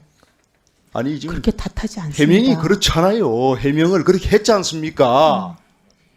해명을 아니 그게 아들과 며느리가 결혼식을 한 뒤에 파경에 이를 정도로 관계가 악화되어서 주소지를 그쪽으로 옮길 수 없었다. 실거주를 같이 할 수밖에 없었다고 했지 않습니까? 그는 결국은 아들 며느리가 다 책임을 떠넘기는 그런 행위죠. 그게 그 사람들의 어떤 개인적인 개인사가 전 국민한테 지금 밝히는 그런 상황인데 그 아들 며느리가 얼마나 큰 상처를 받겠습니까? 저는 저럴 수가 있나 참 참담하다 그런 생각이 들었는데 어쨌든 하여튼 본인이 좀 책임 있는 자세를 좀 가지세요. 네, 의원님. 자꾸 그래서 탓하지 마시고. 네, 의원님. 그래서 그리고 이 얘기 말씀 안 그리고 드리려고 지금 여태까지 있었습니다. 공직자나 정치인은 신념의 일관성이 중요한 겁니다. 그래야지 국민들이 그걸 신념의 일관성을 보고 일을 맡길 거 아닙니까? 그런데 본인이 12월 28일 날 지명받기 이전에 어떤 본인의 어떤 철학이나 신념과 완전히 지금 달라진 그런 행태를 보면서 본인이 소속했던 정당에 우리 당의 당원들 참 많은 실망을 하고 있고 또 많은 국민들도 아마 어떻게 저런 사람이 장관 후보자 되나 아마 많은 실망을 할 거예요. 그런 생각은 안 들어요. 의원님. 그리고 오늘 이 자리에서 제가 지금 시작할 때부터 지금까지 후보자의 모든 지금 답변을 다 들었습니다. 그런데 정말 답변들이 납득이 안 돼요. 납득이 안 돼요. 그래서 제가 보기에는 아마 이거는 여야 의원님들이 다 마찬가지일 거예요. 제가 보기에는 하나도 지금 더구나 오늘 보니까 아들의 대학 입학까지도 지금 전혀 모든 국민이 볼 수 있는 모든 지원자가 볼 수 있는 공개 요강에도 없는 본인이 배우자가 학교에 재직을 함으로써 어떻게 그런 것이 만들어졌는지 모르겠지만은 그런 어떤 전형의 기준을 가지고 입학을 했다는 것도 아마 국민들이 그건 전혀 납득하기 어려울 거예요. 그래서 이러한 부분이 하나도 지금 해명이 되지 않고 있다. 그리고 이제 본인의 지금 만약에 저걸 지금 기획예산처 장관 아닙니까? 기획예산처 장관이면은 국가의 참 엄청난 어떤 재원을 배분하는 자리입니다. 그럼 철저하게 공정 무사해야 됩니다. 사욕이 없어야 돼요. 사욕이 한치라도 있어서는 안 되는 자리입니다. 이 자리는. 그런데 본인의 그동안에 이런 자료들을 볼 때 정말로 이거는 일반 국민들이 도저히 납득할 수 없는 그런 어떤 재산 형성 과정과 이런 과정을 보면 예를 들면 영종도 땅 투기, 저는 투기라고 봅니다. 그거는 투기를 했을 때 그 당시에 본인이 내부자였어요. 내부자. KDI 연구위원회였죠. 그 당시에. KDI가 국가개발에 맞습니까? 아닙니까? 그렇지만 KDI는 어쨌든 국가개발 그 당시에 영종도 인근에 하지 않습니다. 그런 부분에서 에타 진행을 하고 있었잖아요. 본인이. 근데 그 예탄은 이 영종도 개발과는 전혀 상관없는 다른 노선입니다. 여하튼 그 그리고 그 내부자의 예탄은 BC가 본인이- 0.8로 제가 냈습니다. 가만히 있어 보세요. 제가 그걸 질의하고 있지 않습니까? 의원님 그래서 저도 답변 좀 하게 해주십시오. 영종도 그 땅 투기도 그렇고 지금 투기 아닙니다. 원펜타스 그 분양을 받은 것도 이거는 뭐 제가 보기엔 상식적으로 납득이 안 돼요. 도저히 안 돼요. 그래서 그걸 정말 뜻하다면은 장남의 그 본인과 같이 가족들이 같이 실거주했다는 그 자료를 분명히 오늘 오전에도 요구를 했지 않습니까? 그동안에 숱하게 요구를 했고 장남이 실거주했다는 그 교통카드 사용 내역, 아파트 출입 내역, 건강보험 이용 내역 이런 부분 명백하게 제출해야 됩니다. 제출 못하겠다고 지금 제출 불가하다고 지금 통지가 왔습니다. 의원님 위원장님 이런 상태에서 이 못합니다. 이게 어떻게 이걸 합니까? 그래서 이거는 그러한 그 후보자의 태도나 이런 걸 미루어 볼 때 후보자는 자격이 없어요. 그리고 지금 시간이 없으니까 또 하나 물어봅시다. 그 재산을 형성하는 과정도 너무나 이거는 국민 상식에 맞지 않고 지금 세 아들이 정려받은 재산들이 수십억 원이에요. 그런데 그런 과정도 KSM 주식 정려 그다음에 지금 10년대 중반부터 세 아들 명의로 지금 그 대부업체 그 회사채 후보자의 배우자로부터 3억 5천만 원 정려받아가지고 매입을 했죠. 3억 원치. 매입했죠. 매입했죠. 근데 매입했죠. 네. 근데 근데 의원님 아무 들어보세요. 잘못된 게 없습니다. 질문 들어보세요. 네. 근데 이미 2017년부터 이자 한 푼 안 나오는 그런 망한 회사가 됐지 않습니까? 네. 그 본인이 말씀하셨잖아요. 6개월 정도만 이자 그것도 한 9% 받고 그런데 원금이 그거를 전액 손실되고 이자도 그거를 못 받았습니다. 2018년도에 본인의 배우자가 후보자의 배우자가 그걸 회사채를 매입을 했어요. 3억 원치를. 네, 맞습니다. 왜냐하면 조금만 자금 그 경색- 전에 그 세 아들은 회사채를 액면가 그대로 3억 원을 받고 다 팔았습니다. 그럼 이거는 결국은 편법 정려죠. 편법 아닙니다, 정려. 의원님. 왜냐하면 정려서 냈습니까? 아니 증여가 아닌데 왜 그거는 증여세를 냅니까? 지금 의원님 저도 설명 좀 하면 안 됩니까? 판례도 일관되게 이런 부분에 대해서는 우회 정려다. 편법 정려라고 판시를 하고 있습니다. 후보자는 양심이 있습니까? 네. 그리고 의원님 이 양심 있어요. 네, 의원님. 이 부분에 대해서는 양심 있습니까? 네. 양심 있으면 사퇴하세요. 의원님 설명을 좀 설명을 좀 하게 해 주십시오. 아니, 위원장님 설명 좀 하게 해 주십시오. 회사가 자금 경색을 겪고 있어서 조금만 더 투자를 해주면 자기들이 이걸 원금을 1분 주세요. 2017년도에 이미 그 회사는 망했습니다. 망한 회사예요. 그걸 왜 2018년도에 후보자의 배우자가 왜 그걸 또 3억 원치를 회사채를 매입을 하나 이거예요. 그런 아니, 그 본인 말씀을 세 아들의 그것을 편법적으로 그 손실을 보전하기 위해서 한 거죠. 그렇지 않습니까? 제 설명을 좀 들어보시면 안 되겠습니까? 그 회사채가 문제가 생겨가지고 회사가 핀테크 사업에다가 투자를 했다가 그게 손실을 보면서 이자를 지급을 못했어요. 그래서 원금도 날아갈 것 같은 상황인데 그 회사 사장이 지금 자금 경색 때문에 그러니까 요 자금 경색이 풀릴 수 있게 조금만 더 투자를 해주면 바로 원금과 이자를 다 갚겠다고 상하하는 약속 증서를 써줬습니다. 그러니까 그걸 믿고 남은 원금을 회수할 수 있을 기대를 가지고 했는데 결국은 그것도 망했죠. 소공개됐습니다. 결국은 망했죠. 속았습니다. 결국은 망했죠. 네. 근데 의원님 모든 거를 만약에 제가 보기에는 그 후보자님께서 장관을 맡아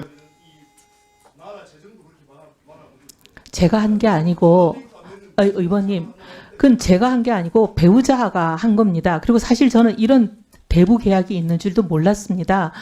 그때는 제가 당대표를 할 시절로 우리 탄핵하고 조그만 정당 창당해서 나갔던 시절이라 이런 일이 있는 줄도 몰랐습니다.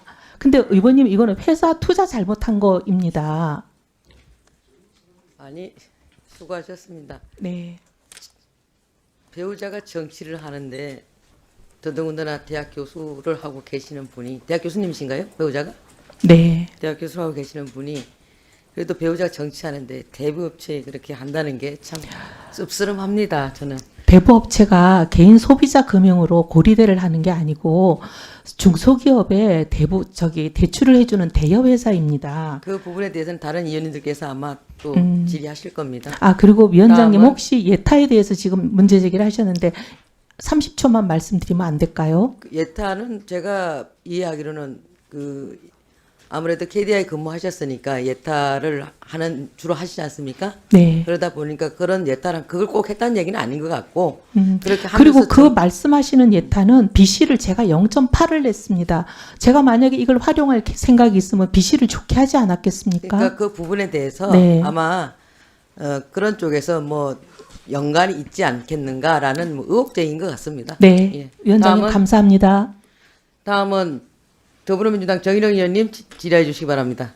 네, 의원님 질의 전에 잠깐 자료 네. 요청을 하겠습니다.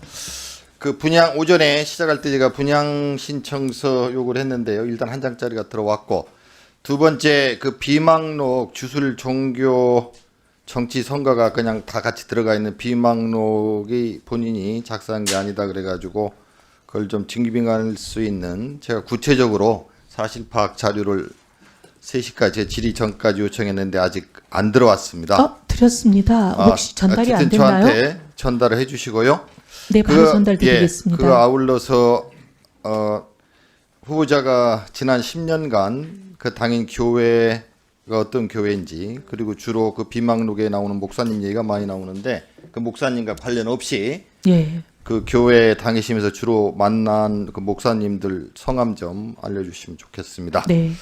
그리고요, 그 원펜터스 부정 청약 관련해서 좀 파악을 하려고 그러는데요. 우리 후보자 그리고 배우자 당첨자인데 김영세 교수가 최근 10년 동안 연말 정산 신청 서류가 있을 겁니다. 네, 다 그게 이제 냈습니다. 부양 가족들이 다 나오잖아요. 네네, 다 냈습니다. 예, 그 자료도 같이 제출해 아, 주시고요. 다시 또 내겠습니다. 예. 그것은 한 6시, 7시까지 네, 네. 하여튼 주시면 네, 좋겠고 그렇게 하겠습니다. 마지막으로 그 장남 연대 경제과 입학 관련해서 여러 가지 오전에 질의와 답변이 있었는데요. 후보자님의 답변이 우리 국민들이 볼 때 납득이 가지 않습니다. 현재까지는. 그래서 우리 존경하는 위원장님께서 연세대 측에 그 자료도 요청했습니다만 후보자님이 주장하는 그 주장의 근거 자료 왜 문제가 없다고 그러는지 우리 존경하는 최은석 의원님이나 다른 분들이 질의하고 주장하는 것이 타당한 걸로 보여요. 현재로서는. 그러니까 후보자님이 문제가 없다고 하는 거 아닙니까? 그 자료도 마찬가지로 제출을 해 주십시오. 근거 자료. 그냥 말이 아니고 왜 그게 훈장받아도 되는 건지 쉽게 얘기하면은 그 자료를 주십시오. 위원장님, 그죠? 네. 예, 그 자료를 제출해 주시고요. 제 질의를 시작하겠습니다. 하십시오. 그 오전부터 지금까지 쭉 질의 답변 과정을 보면서 저는 아직 우리 국민들이 의혹에 대한 해소가 안 되고 있다고 판단을 합니다. 저는 뭐 여당 의원이고 또 후보자가 우리 대통령께서 지명하셨으니까 가능하면 공직에 임명되시면 좋겠다는 생각을 가지고 있으나 제일 중요한 국민의 눈높이, 국민의 판단 아니겠습니까? 근데 아직까지는 좀 여러 가지가 미흡해요. 그 제가 볼 때는 우리 후보자님은 정말 그 재산도 늘리고 명예도 갖고 출세도 하고 자녀들 좋은 학교 보내기 위해서 소위 속돼서 말로 일반적으로 하는 온갖 것들을 나쁘게 표현 온갖 짓을 다 하신 것 같아요. 그게 무슨 얘기냐면은요. 이런 분이 대한민국의 예산처 장관을 하신다? 그러면 청년들, 많은 선량한 국민들이 어떻게 생각을 할까? 그러니까 그 의혹을 해소를 시키셔야 됩니다. 네, 해소하게 기회를 주십시오. 기회 지금 드리고 있는 거예요. 청문회가 지금 어렵게 열리고 있는 것도. 그래서 제가 가장 핵심적으로 국민들이 제 생각에 궁금해하시는 걸 다시 묻습니다. 결국은 아파트 이 부정 이게 우리 좀 이 부정 청약이 너무나 민감하지 않습니까? 우리 서울에 아파트 집 한 채 갖기도 너무 어려운데 그것도 강남권의 인기 아파트 그거에 시세 차익이 몇십억 한다는 걸 받으셨잖아요. 일단 근데 그 방법이 문제가 있다는 거 아니에요. 부양 가족 수가 핵심은 그거잖아요. 74.2. 그래서 제가 질의하는 거예요. 그 아드님이 그 대외경제연구원 KIEP 취업을 하셨죠. 네. 그리고 정규직이죠. 네. 그러면 평균 연봉이 얼마나 됩니까? 제가 그것까지 그거 모르실 수도 있어요. 예. 제가 파악하기에는 신임이 한 4천만 원, 평균이 한 8천만 원 되는 것 같은데, 뭐 여러 가지 의원님들이 질의한 내용, 뭐 이렇게 실제 살았냐 안 살았냐 등등 뭐 교통카드 다 중요하죠. 그렇지만 그래도 공직에 계속 계셨잖아요. 예? 그러면은 제가 궁금하게 생각하는 게 그거예요. 다음 슬라이드 저 보면은 타임라인은 제가 생략하고, 우리가 다 이때 그 연말 지나서 연초 되면은 국세청에 소득 정산을 합니다. 그죠? 소득 정산할 때 소득세법에 부양 가족에 해당되느냐 안 되느냐가 되게 중요해요. 그때 부양 가족에 우리 후보자님의 장남은 해당이 안 됩니다. 해당이 안 돼요. 이 차를 보십시오. 자녀 같은 경우는 만 20세 이하, 만 21세 이상 같은 경우도 말하자면은 소득이 거의 없어야 돼요. 부모님한테 기대 살아야 되거든. 네, 근데 이건- 지금 아까 얘기한 대로 정규 직원으로 충분히 먹고 살 수 있는 연봉을 받고 있지 않습니까? 의원님 그거는 혼인신고를 했다 안 했다. 저는 이 자리에서 후보자님이 뭐 며느님 아드님의 가정관계 막 이런 거 언급하는 것도 상당히 저는 불편해요. 아니 뭐 젊은 부부들이 살다 보면 사이가 안 좋을 수도 있고, 우리 성인 나이 먹은 사람들도 그렇지만은 또 좋아지기도 하는 게 부부관계잖아요. 근데 그걸 가지고 청문회장에서 그렇게 됐었기 때문에 분양 신청한 게 문제가 없다. 저는 옹색한 답변이라고 생각을 합니다. 적어도 장관님 정도 장관 후보가 되고 3선 의원을 하시고 그 시댁도 그렇고 이 집안의 한국 사회에서 리더십 0.1% 정도에 해당하는 그런 분이 가정이잖아요. 집안이잖아요. 그러면 당당하게 의혹에 대해서 자신 있게 국민들한테 설명을 하시고 어떤 면에서 정면 돌파를 하셔야지, 아들 며느리 뭐 아픈 거 등등 얘기하시니까 정말 불편한데, 재산 등록도 보십시오. 재산 등록 많이 하셨지 않습니까? 국회의원 하시면서도. 여기도 부양 가족에 해당되는 경우는 경제적인 종속 관계예요. 그러니까 경제적인 독립이 된 성인 자녀, 취업한 성인 자녀는 부양 가족에 해당이 안 돼요. 의원님 그게 청약에 있어서 부양가족을 따지는 기준과 아니, 세법의 아니, 세액공제에서 후보자님. 따지는 게 다릅니다. 후보자님, 그래서 제가 답답하게 생각하는 겁니다. 네. 후보자님은 평생 이 대한민국의 시아버님이나 등등 가정이 0.1% 안에 드는 명예도 갖고 재산도 가진 분들이에요. 3선 의원 하셨고 장관을 후보자 나와 있지 않습니까? 법에 하나하나 따질 게 아니고 일반 국민들이 어떻게 생각했습니까? 일반적으로 생각하는 이 근로 연말 정산 재산 등록에 해당되지 않는 장남을 부양가족에 포함하신 거예요. 그게 잘한 겁니까? 아니 의원님 아니 잘하신 거예요? 아니, 맞는 거예요? 국민 눈높이에 부족하다는 거는 제가 잘 알고 있습니다. 잘못하셨잖아요. 하지만 이게 저희는 규정과 절차를 다 따랐습니다. 규정과 절차는 후보자님, 네. 저희는 수사기관은 아니에요. 저는. 네. 그러니까 그건 이제 경찰이나 검찰에서 수사를 하면 나오겠죠. 의원님들이 질의하신 교통카드 사용했냐 하나 등등 나오겠지. 네. 제가 여쭙는 것은, 질의하는 것은 적어도 이 나라의 그 리더 상당히 위에 계신 분들이고 장관 이런 걸 이렇게 하시는 분들 염두에 두신 분들이라면 일반 국민들이 생각할 때 당연하죠. 재산 등록, 소득 정산 이런 데 부양가족에 해당되지 않는 사람이야. 이건 상식적으로 아는 거예요. 상식적으로도. 혼인신고를 했냐 안 했냐가 그건 자체하고, 그 정도면 아시는 분들이 이걸 포함해서 당첨을 하셨잖아요. 이건 도덕적으로도 안 맞는 거잖아요. 아, 의원님. 네? 예. 맞아요? 의원님 말씀에 일리가 있다는 거를 제가 압니다. 국민들 보시기에는 그렇게 생각된다는 것도 알고 있고, 그런데 의원님 그때 당시만 해도 그 부양가족 청약 공고 난대로 한 겁니다. 아니 그러니까 네. 부장님, 그렇게 얘기하면 그냥 어디 장관 하지 마시고 어른데 다른 데 가서 다른 자리에서 그 얘기하시면 돼요. 네. 그렇지만 이재명 정부의 초대 기획사는 장관 후보자 자리 아닙니까? 그게 잘한 거 아니죠. 네, 법에도 의원님. 어긋난 거예요. 제가 볼 때는 이 법에 보면 나와요. 여기까지 안 하려고 하는데 주택법 65조에 보면은 거짓이나 그 밖에 부정한 방법으로 하는 경우에는 취소하고 3년 이하 징역 또는 3천만 원 이하의 벌금형이에요. 굉장히 엄합니다. 여기서 후보자님이 계속 법에 내가 어긋난 거 없다, 규정대로 했다, 그걸 주장하시면 국민들이 얼마나 실망하겠습니까? 그러시면 안 되죠. 잘하신 거예요? 의원님 잘했다고 말씀드리는 게 아니고 국민들 눈높이에 부족한 게 있다고 제가 송구하다고 말씀드립니다. 지금 네. 젊은 청년 신혼부부들이 이거 당첨되려고 아이를 1명 낳냐 2명 낳냐 어려운데 1명 더 낳아서 3명 낳아가지고라도 내가 가점 올려서 청약 해가지고 그냥 받아야지. 근데 3명 낳기는 너무 어려워. 이런 젊은 청년 신혼부부들이 많아요. 근데 이런 방법으로 부정청해가지고 당첨돼가지고 몇십억 받았다 그러면 우리 대한민국의 청년 신혼부부들이 어떻게 하겠습니까? 좌절하죠. 실망하죠.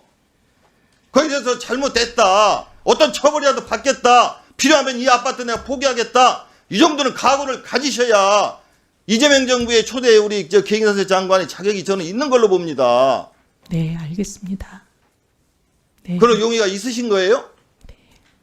예? 아, 대답을 하세요. 고개 끄덕끄덕 하시면 누가 압니까? 속기록에 남겨야지. 네. 있으신 거예요? 없으신 거예요? 네. 내가 뭐예요? 계속 있다고요. 조승래 의원님 그만하라고 그러네. 아, 이상입니다. 답답해서. 수고하셨습니다. 다음은 더불어민주당 김태년 의원님 질의해 주시기 바랍니다. 후보자님 수고 많으십니다. 네. 여기입니다, 여기. 네네. 네. 제가 국회의원 하면서 참 인사청문회 참 많이 했었는데요. 이번처럼 생각이 많은 인사청문회는 처음이었던 거 아닌가 싶어요. 그리고 제가 지난 정부, 윤석열 정부 때도 청문회 할 때는 후보자들한테 신상과 관련한 질의는 안 했었던 것 같습니다. 대부분 정책 관련해서 질의하고 답변을 받았었는데요. 오늘은 부분적으로 지금 여러 의원님들이 제기하고 있는 의혹 이런 문제들에 대해서 잠깐 짚지 않을 수가 없습니다. 저도 유감스러운데. 후보자님, 지금 야당 의원들은 그렇다 치고 우리 여당 의원들이 원펜타스 요 청약 관련해서 집중해서 질의하고 있는 이유가 뭐라고 생각하십니까? 국민 눈높이에 맞지 않다 그 말씀인 걸로 보입니다. 뭐 그런 면도 있고요. 지금 우리 정부가 지금 부동산 시장을 안정시키기 위한 여러 대책들, 여러 정책들을 펼치고 있지 않습니까? 이 부동산 시장을 안정시키기 위해서는 물론 뭐 근본적이고 거시적으로는 자산 시장을 부동산 시장에서 생산적 금융 시장으로 옮겨내는 것, 이게 근본적인 대책일 것이고요. 단기적으로는 뭐 대출 규제나 세제 정책 이런 수요 억제가 있을 거고, 또 필요한 곳에 필요한 집들을 제공하는 공급 확대 정책이 있을 것이고요. 또 하나가 뭐가 있냐면은 공정한 시장 질서 확립. 그러니까 시장 질서 교란 행위에 대한 엄단, 이것도 있거든요. 막 호가 막 올리고 막 이런 거 있지 않습니까? 근데 만약에 이 후보자의 이 원펜타스 청약이 만약에 부정 청약이었다면 후보자 개인적으로도 심각한 문제이겠지만 정책적으로도 이건 심각한 문제거든요. 정책의 힘은 신뢰에서 나오잖아요. 근데 만약에 이게 장관 후보자께서 이게 부정 청약이었다 이렇게 된다면 이 정책, 우리 정부가 펼치는 정책이 힘을 잃을 거 아닙니까? 그래서 이렇게 집요하게 이 문제에 대해서 확인하고 후보자의 해명을 들으려고 하는 거예요. 후보자님 계속 억울하다고 하시지만 저는 방금 정일영 의원께서 말씀하셨던 내용의 상당 부분 저는 공감하는 편입니다. 오전에 진성준 의원님께서 이런 질의를 했어요. 전입 신고하지 않고 그냥 세종에 있는 직장에 계속 다닌 것, 주민등록법 위반 행위 변명이 안 된다. 그런 사정을 이용해서 주택 청약했다. 원펜타스 이전에도 이렇게 하니까 후보자께서 원펜타스 이전에 저는 한 적이 없다. 이렇게 답변을 하셨어요. 사실입니까? 저는 일반 분양 청약을 한 적이 없습니다. 이건 뭐죠? 소위 줍줍이라고 하는 무순위. EH 퍼스티어 아이파크 청약한 네. 거 이건 뭐죠? 이건 물론 네, 그게 뭐 무순이라는 건데요. 낙점 내긴 아니 아, 그거는 이제 무순이라는 건데요. 그러니까 가점이 전혀 가점을 따지지 않는 그냥 청약입니다. 소위 이제 속된 말로 그러니까 뭐 줍줍이라고 자격 상관없이 그냥 자격 신청- 상관없이 점수 막 없이 신청할 하는. 수 있다. 네, 아무나 하는 거. 그럼 예. 또 이 질문 하나 해볼게요. 총선 끝나고 정치에 대한 많은 생각이 들었어. 그때 정치를 접을 마음을 가지고 진성준 의원이 그 질의에 24년 이후에 집중적으로 청약했다라는 질문에 정치 접으려고 접을 생각도 있어서 그때 했다 이렇게 말씀을 하셨어요. 방금 말씀드렸던 DH 퍼스트 아이파크 이건 총선 후입니까 전입니까? 전입니다. 그럼 총선 후에 뭐 정치 이거는- 접을 생각으로 집중적으로 했다 이건 아, 이게 일반 분양이 아니라는 의미였습니다. 일반 분양이든 뭐 무슨 이 네. 분양이든 분양은 분양 아닙니까? 네.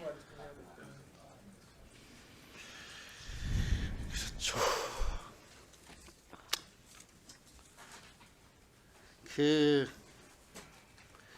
모두 말씀에서 인사 말씀에서 반성과 사과 내란에 대한 반성과 사과가 1년이 지체된 것 뭐 결과적으로 잘못이었다 이렇게 말씀을 하셨어요. 요 내란 사태 이후에 불법 계엄 이후에 내란 옹호 탄핵 반대 윤 어게인 사실상 내란 동조하는 행위들을 하셨단 말이죠. 발언도 하셨고 그런데 헌법재판소 탄핵 판결을 보고 많은 생각이 있었다. 이렇게 이제 시점을 생각이 바뀐 시점을 그때 그렇게 말씀을 하셨는데 두 가지 생각이 들었어요. 지명 직전까지 당협위원장을 하셨잖아요. 근데 헌법재판소 탄핵 판결을 보고 뭐 많은 생각이 있었다. 그 생각이 바뀌었다. 이런 취지였다고 한다면 그게 진정으로 그런 생각이 있었다고 한다면 그 시점에 당협위원장도 그만두고 그 세력으로부터 이탈을 했어야 그 말이 진실이구나 이렇게 믿지 않을까요?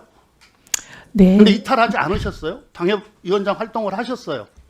네, 그 말씀에 대해서는 뼈 아프게 생각하고요. 그래서 제가 1년 동안 용기를 내지 못한 부분에 또 사과를 드렸습니다. 네, 그다음에 네. 또 하나요. 네. 그러니까 이제 그렇게 뭡니까? 근데 탄핵 판결 이후에는 제가 모든 공개적인 비상계엄 발언을 이후에 안 했습니다. 사실상 내란 옹호 활동을 하셨는데 그 판단이 부족했다. 판단력이 네. 부족했다 이렇게 말씀을 하셨는데 국무위원이 되실 건데 만약에 청문회를 통과하게 된다면 만약에 그 불법 게임 그날 12월 3일 이 정도의 판단력이 갖고 계신 분이 그 현장에 있었다면 후보자는 어떤 행동을 했을까라는 생각을 한번 해봅니다. 동조, 가담, 혹시 그런 행동을 하지 않았을까? 이런 정도의 판단력이라면 이런 생각 우리 국민들이 하지 않겠어요? 네, 부족했던 점을 인정하는데 의원님 이런 점이 좀 있습니다. 그때 제가 외국에 있었고 한국 사정이 좀 어두웠던 아니, 것도 그러니까 외국에서 있습니다. 갔다 와서 내용 다 알았잖아요. 갔다 그거- 와서 한참 동안을 네, 근데 이제 사실상 내란 동조 활동을 하셨잖아요. 네, 그런데 그때는 양쪽 말이 너무 달라서 솔직히 판단이 어려웠습니다. 근데 제가 내부에 있었다면 훨씬 더 정확한 정보를 가지고 옳은 판단을 했을 거라고 봅니다. 네. 뭐 지역적인 문제예요. 네, 왜냐하면 제가 발언을 끊었습니다. 그때부터. 아니 개혁 내란 동조 활동 사실상 내란 동조 활동이 집회에 나가서 한 거고 무슨 회의 때 이야기한 거지 방송에 나가서 이야기한 적 없다 이렇게 답변을 하셨어요. 예, 4월 4일 이후는 방송 안 갔습니다. 아니 그 전에 그 전에 계엄 직후에 계엄 직후에 그 탄핵 심판 요 상간에 아닙니다. 그때는 방송에 한 번 나갔습니다. 방송 나가셨잖아요. 네네네. 거기서는 제가 이제 아직 판단하기 어렵다. 좀 예단하지 말고 여러 가지 지켜보자. 그런 취지의 말을 했습니다. 아까 SNS 관련해서 네. 이제 폐쇄에 대해서 질문을 했는데 네. 정치 그만둘 생각이 있어서 작년 여름에 답변을 하신 것 같은데 맞나요? 네, 제가 우리 직원에게 여름쯤에 그거 다 폐쇄하라고 얘기했었습니다. 다 닫으라고. 그거 언제 폐쇄했는지 본인은 알 수 있을 것 같은데 지금 열어보면. 제가 실은 이런 말하면 죄송하지만 제가 아이디도 없고 비번도 없고 주로 이제 직원들이 그러니까 합니다. 그걸 알려고 하면 알아보겠습니다. 뭐냐면은 예. 근데 의원님 이거 다 저는 삭제하신 거예요? 모르겠습니다. 숨김 기능이라는 게 있거든요. 숨김 기능이 있고 폐쇄할 수 있는 건데. 제가 삭제하라고 그랬는데 네. 어떻게 됐는지 알아보겠습니다. 보통 이게 이제 우리도 정치하지만 요 SNS 전체가 아카이브 아닙니까? 우리로 네, 치면. 네. 그런데 의원님, 저는 제가 그게 받은 여름입니까? 아니면은 지명 후입니까? 저는 아닙니다. 제 기억에는 분명히 당에 전당대회 끝나고 났던 걸로 기억합니다. 그럼 여름입니까? 여름일 겁니다, 아마. 한번 예. 그 본인 건 확인해 볼 수 예, 있는 것 제가- 같아요. 저도 뭐 기술적인 거 잘 모르긴 예. 하는데 근데 이제 그 관리하던 직원이 국민의힘 소속이라 지금은 제가 그 직원에게 뭐라고 말을 할 수가 없습니다. 예. 네. 근데 의원님, 실은 SNS에 제가 올려져 있는 모든 것은 이미 다 언론에 다 나가 있습니다. 언론에 뭐 몇만 건이나 제 발언이 나와 있는데 그 SNS가 있고 없고가 제 발언의 이력을 추적하는데 전혀 별 영향이 없지 않나 생각합니다. 네. 네. 제 기억에는 전당대회 끝나고 나서 우리 직원에게 예, 근데 이제 그 직원이 지금 국민의힘 소속인데 지금 다 저를 향해 총구를 겨누고 있어서 제가 어떻게 뭐 말을 할지 그러면 더 알아보겠습니다. 쉽네, 열어보기가. 그러면 뭐 열어보기가 더 쉽지 않겠습니까? 자, 수고하셨습니다. 다음은 국민의힘 권영세 의원님 질의해 주시기 바랍니다. 예, 권영세 의원입니다. 참 이 청문회를 보는 국민들께서 어떻게 생각할지 참 우리 답답한데 어쨌든 지금까지는 우리 이혜원 후보자가 예상했던 것에서 크게 어긋나지는 않고 있는 것 같아요. 지금 여당 의원님들도 우리지만 여당 의원님들도 참 불편하시리라 이렇게 생각이 되는데 아까 앞에서 박수민 의원이 자기의 스스로 뭐 공직자로서 어떻게 평가하느냐를 이 질의했을 때 국민들이 평가할 일이라고 대답을 하셨잖아요. 그죠? 근데 어제까지 이 평가를 우리가 제가 빅데이터하고 뭐 챗GPT나 이런 걸 보고 좀 알아봤어요. 좀 띄워주시죠. 이게 우리 이 후보자와 관련된 내용들입니다. 뭐 자료 안 낸 부분, 갑질 의혹, 보좌관 갑질, 생각보다 이 갑질 부분이 훨씬 더 부정적이더라고요. 근데 물론 그 사이에도 뭐 부정청약, 뭐 불법행위, 뭐 이런 얘기들이 있는데 아마 오늘 또 이 청문회까지 다 보시면은 이 부정청약, 원펜타스 건이 더 많아지지 않겠나 이렇게 생각이 됩니다. 그리고 국민들 평가가 결국은 뭐 여론조사 같은 걸로 나올 텐데 뭐 갤럽이라든지 NBS 다 비교적 중립적이고 또 우리 보수 정당 쪽에서는 좀 불편해하는 여론조사들인데 거기도 47대 16 정도로 부정적인 면 이게 뭐 잘못된 인사고 이게 물러나야 한다라는 그런 쪽이 3배입니다.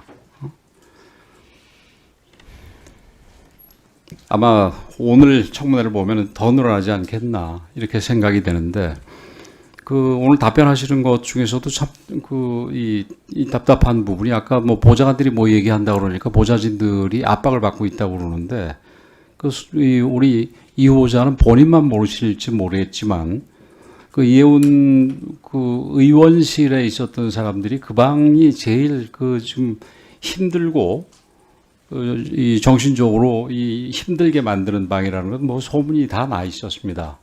우리 이재명 대통령께서 보좌관 갑질을 어떻게 하냐고 그러는데 그렇게 얘기를 하시면 인사권자가 그렇게 얘기하면 잘못된 거죠.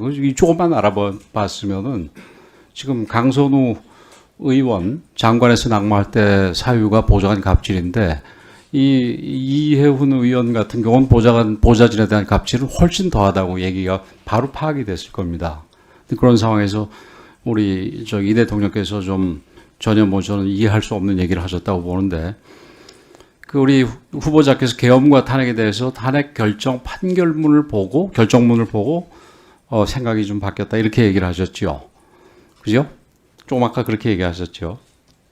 그리고 당파성 혹은 진영 정치에 매몰돼서 본질을 놓쳐서 그동안은 못 봤는데 8개월문을 보고 생각이 바뀌었다 얘기를 하셨는데, 그 탄핵 이후에도 우리 이해훈 후보자는 여러 가지 우리 보수 집회에 열심히 참석을 했어요. 근데 그거는 왜 그런 겁니까? 네, 이제 사실관계에 대해서 양쪽 얘기가 팽팽하게 갈렸기 때문에 사실이 뭔지에 대한 판단이 좀 잘못됐었습니다. 그 사실관계가 팽팽한 거는 그 이후 지금 후보자가 지명이 된 이후에도 계속해서 팽팽하게 얘기들이 나올 겁니다. 그런 부분들에서. 근데요, 현재 탄핵 판결문은 저는 시시법위에 있어서 명확한 기준선이 된다고 생각했습니다. 그리고 이 탄핵 이후에 우리 그 활동을 갖다 멈추거나 이런 거가 아니라, 또 우리 이제 경선이 시작이 되면서 가장 우리 후보들 중에서도 보수적인 김문수 후보 쪽에서 열심히 일을 했단 말이에요. 그죠? 그래서 정책본부장도 했었어요. 근데 그때는 좀 반신반의하면서 참여를 한 겁니까? 어떻게 된 겁니까? 만약에 진짜로 탄핵 결정문 보고 이게 문제가 있다 그러면은 그 후보들 중에서 가장 그 탄핵과 이 계엄에 대해서 덜 비판적인 김문수 후보보다는 반대쪽에 가는 게 맞는 거 아니겠어요? 김문수 후보는 저를 정치에 입문시켜준 좀 여러 가지 사연이 있습니다. 그러면은 이제 앞으로도 이런 자신의 어떤 이 이념적인 판단보다도 개인적으로 정치에 입문을 시켜주거나 정치하는 데 도움이 준 사람에 대해서 무조건 글로 도움을 주거나 거기 일을 하겠다 이렇게 얘기로 들리는데 맞습니까? 그런 것보다는 그게 맞아요, 근데? 김문수 후보 캠프에 수많은 사람들이 임명장을 받았습니다. 우리 여기 계시는 간사님도 그렇고 수많은 사람들이 이름을 올렸습니다. 당연히 수많은 사람들이 있겠죠. 네. 지금 최초의 대상자로서 검증 시작한다는 거, 기획예산처 장관 대상자로서 검증 시작한다는 건 누구한테 어떻게 연락받았습니까? 그 인사에 관한 사안은 제가 언제쯤 받았습니까? 언제쯤? 한 달 전쯤인 것 같습니다. 후보자 스스로 좀 해보겠다 이렇게 얘기한 건 아니에요? 제가 그런 얘기를 한다고 들어주시겠습니까? 이해관계만 맞으면 되죠. 어쨌든 지금 그 후보자가 된 거 아니겠습니까? 그리고 한 가지 그 앞에 나온 것들 중에서 제가 낙선운동은 들어봐서 낙선 기도는 처음 들어봤어요. 그래서 그 비방문옥이 제가 작성하지 않았다는 증거가 됩니다. 그게 아니고 그 기도 부탁한 거로 나오는 김규용 목사라는 사람이 통일교 목사예요? 저는 통일교하고 일면식도 없습니다. 통일교는 저하고 상관이 김규용 없습니다. 목사라는 분은 어디 저도 그분이 누군지가 너무 궁금합니다. 그래서 제가 그 비방록이 이게 제가 누군가 그 비방록을 제3자가 읽어보니까 한 거라고 생각합니다. 비방록을 읽어보니까 저희 후보자 아들들의 어떤 일정이라든지 특징이라든지 이런 부분들도 다 있는 걸로 봐서는 이거 후보자 본인이 썼을 가능성이 굉장히 높은 것 같아요. 제 생각에는 그 옥모 씨 사건에서 최동욱하고 이재순 변호사한테 선임을 했나요? 이재순 변호사는 모르고요. 아니고 거기 아닙니다. 거기 같이 있는 이 변호사가 이재순 변호사인데 아니에요? 아닙니다. 그 최동욱 변호사 선임을 했죠, 그죠? 아니요, 그분은 수행하지 않았습니다. 근데 수행을 안 했지만 그쪽의 로펌으로 해서 최동욱이가 했다고 그렇게 돼 있죠, 그죠? 아니요, 최동욱 변호사는 거기 관여하지 않았습니다. 알겠습니다. 그 7천, 5천 이게 착수금하고 성공 모수 이런 것 같은데 성공 모수 없었습니다. 부가가치세는 누가 냈어요? 아니요, 그런 걸 낸 적이 없습니다. 그래서 이거는 지금 알겠습니다. 근데 보면 제 일정이나 이런 것에 대해서 잘 알고 있는 우리 사무실의 직원이 본인이 알고 있는 저의 일정 몇 개와 본인의 짐작과 그다음 저희 사무실을 들락거리는 사람들의 얘기를 버무린 것 같습니다. 제가 이 비망록과 관련해서는 이거는 제가 조금 아까 이렇게 쭉 다 봤는데 이게 본인 아니면은 비망록 이걸 쓸 다른 사람이 쓸 수가 없는 내용이에요. 그러니까 거짓이 우리 많습니다. 천하람 의원하고 제가 얘기를 해보니까 이게 파일로 있다 그러더라고요. 그래서 그러니까 파일이 어떻게 해서 본인한테 왔다 그러던데 이거 포렌식 하면은 파일이 어디서 작성되고 이런 것들 다 알게 될 겁니다. 네. 괜히 그 우리 저기 위원회에 위증 문제 더 골치 아프게 하지 말고 이거는 비망록 같은 경우 뭐 큰 내용은 없던데 인정을 해버리는 게 어때요? 아닙니다. 제일 제가 동의하기 어려운 부분이 신앙에 관한 부분인데 저는 잘못된 신앙이라고 생각하는 게 다 제가 그런 말을 했다고 기록이 되어 있습니다. 저는 그런 신앙은 잘못됐다고 생각합니다.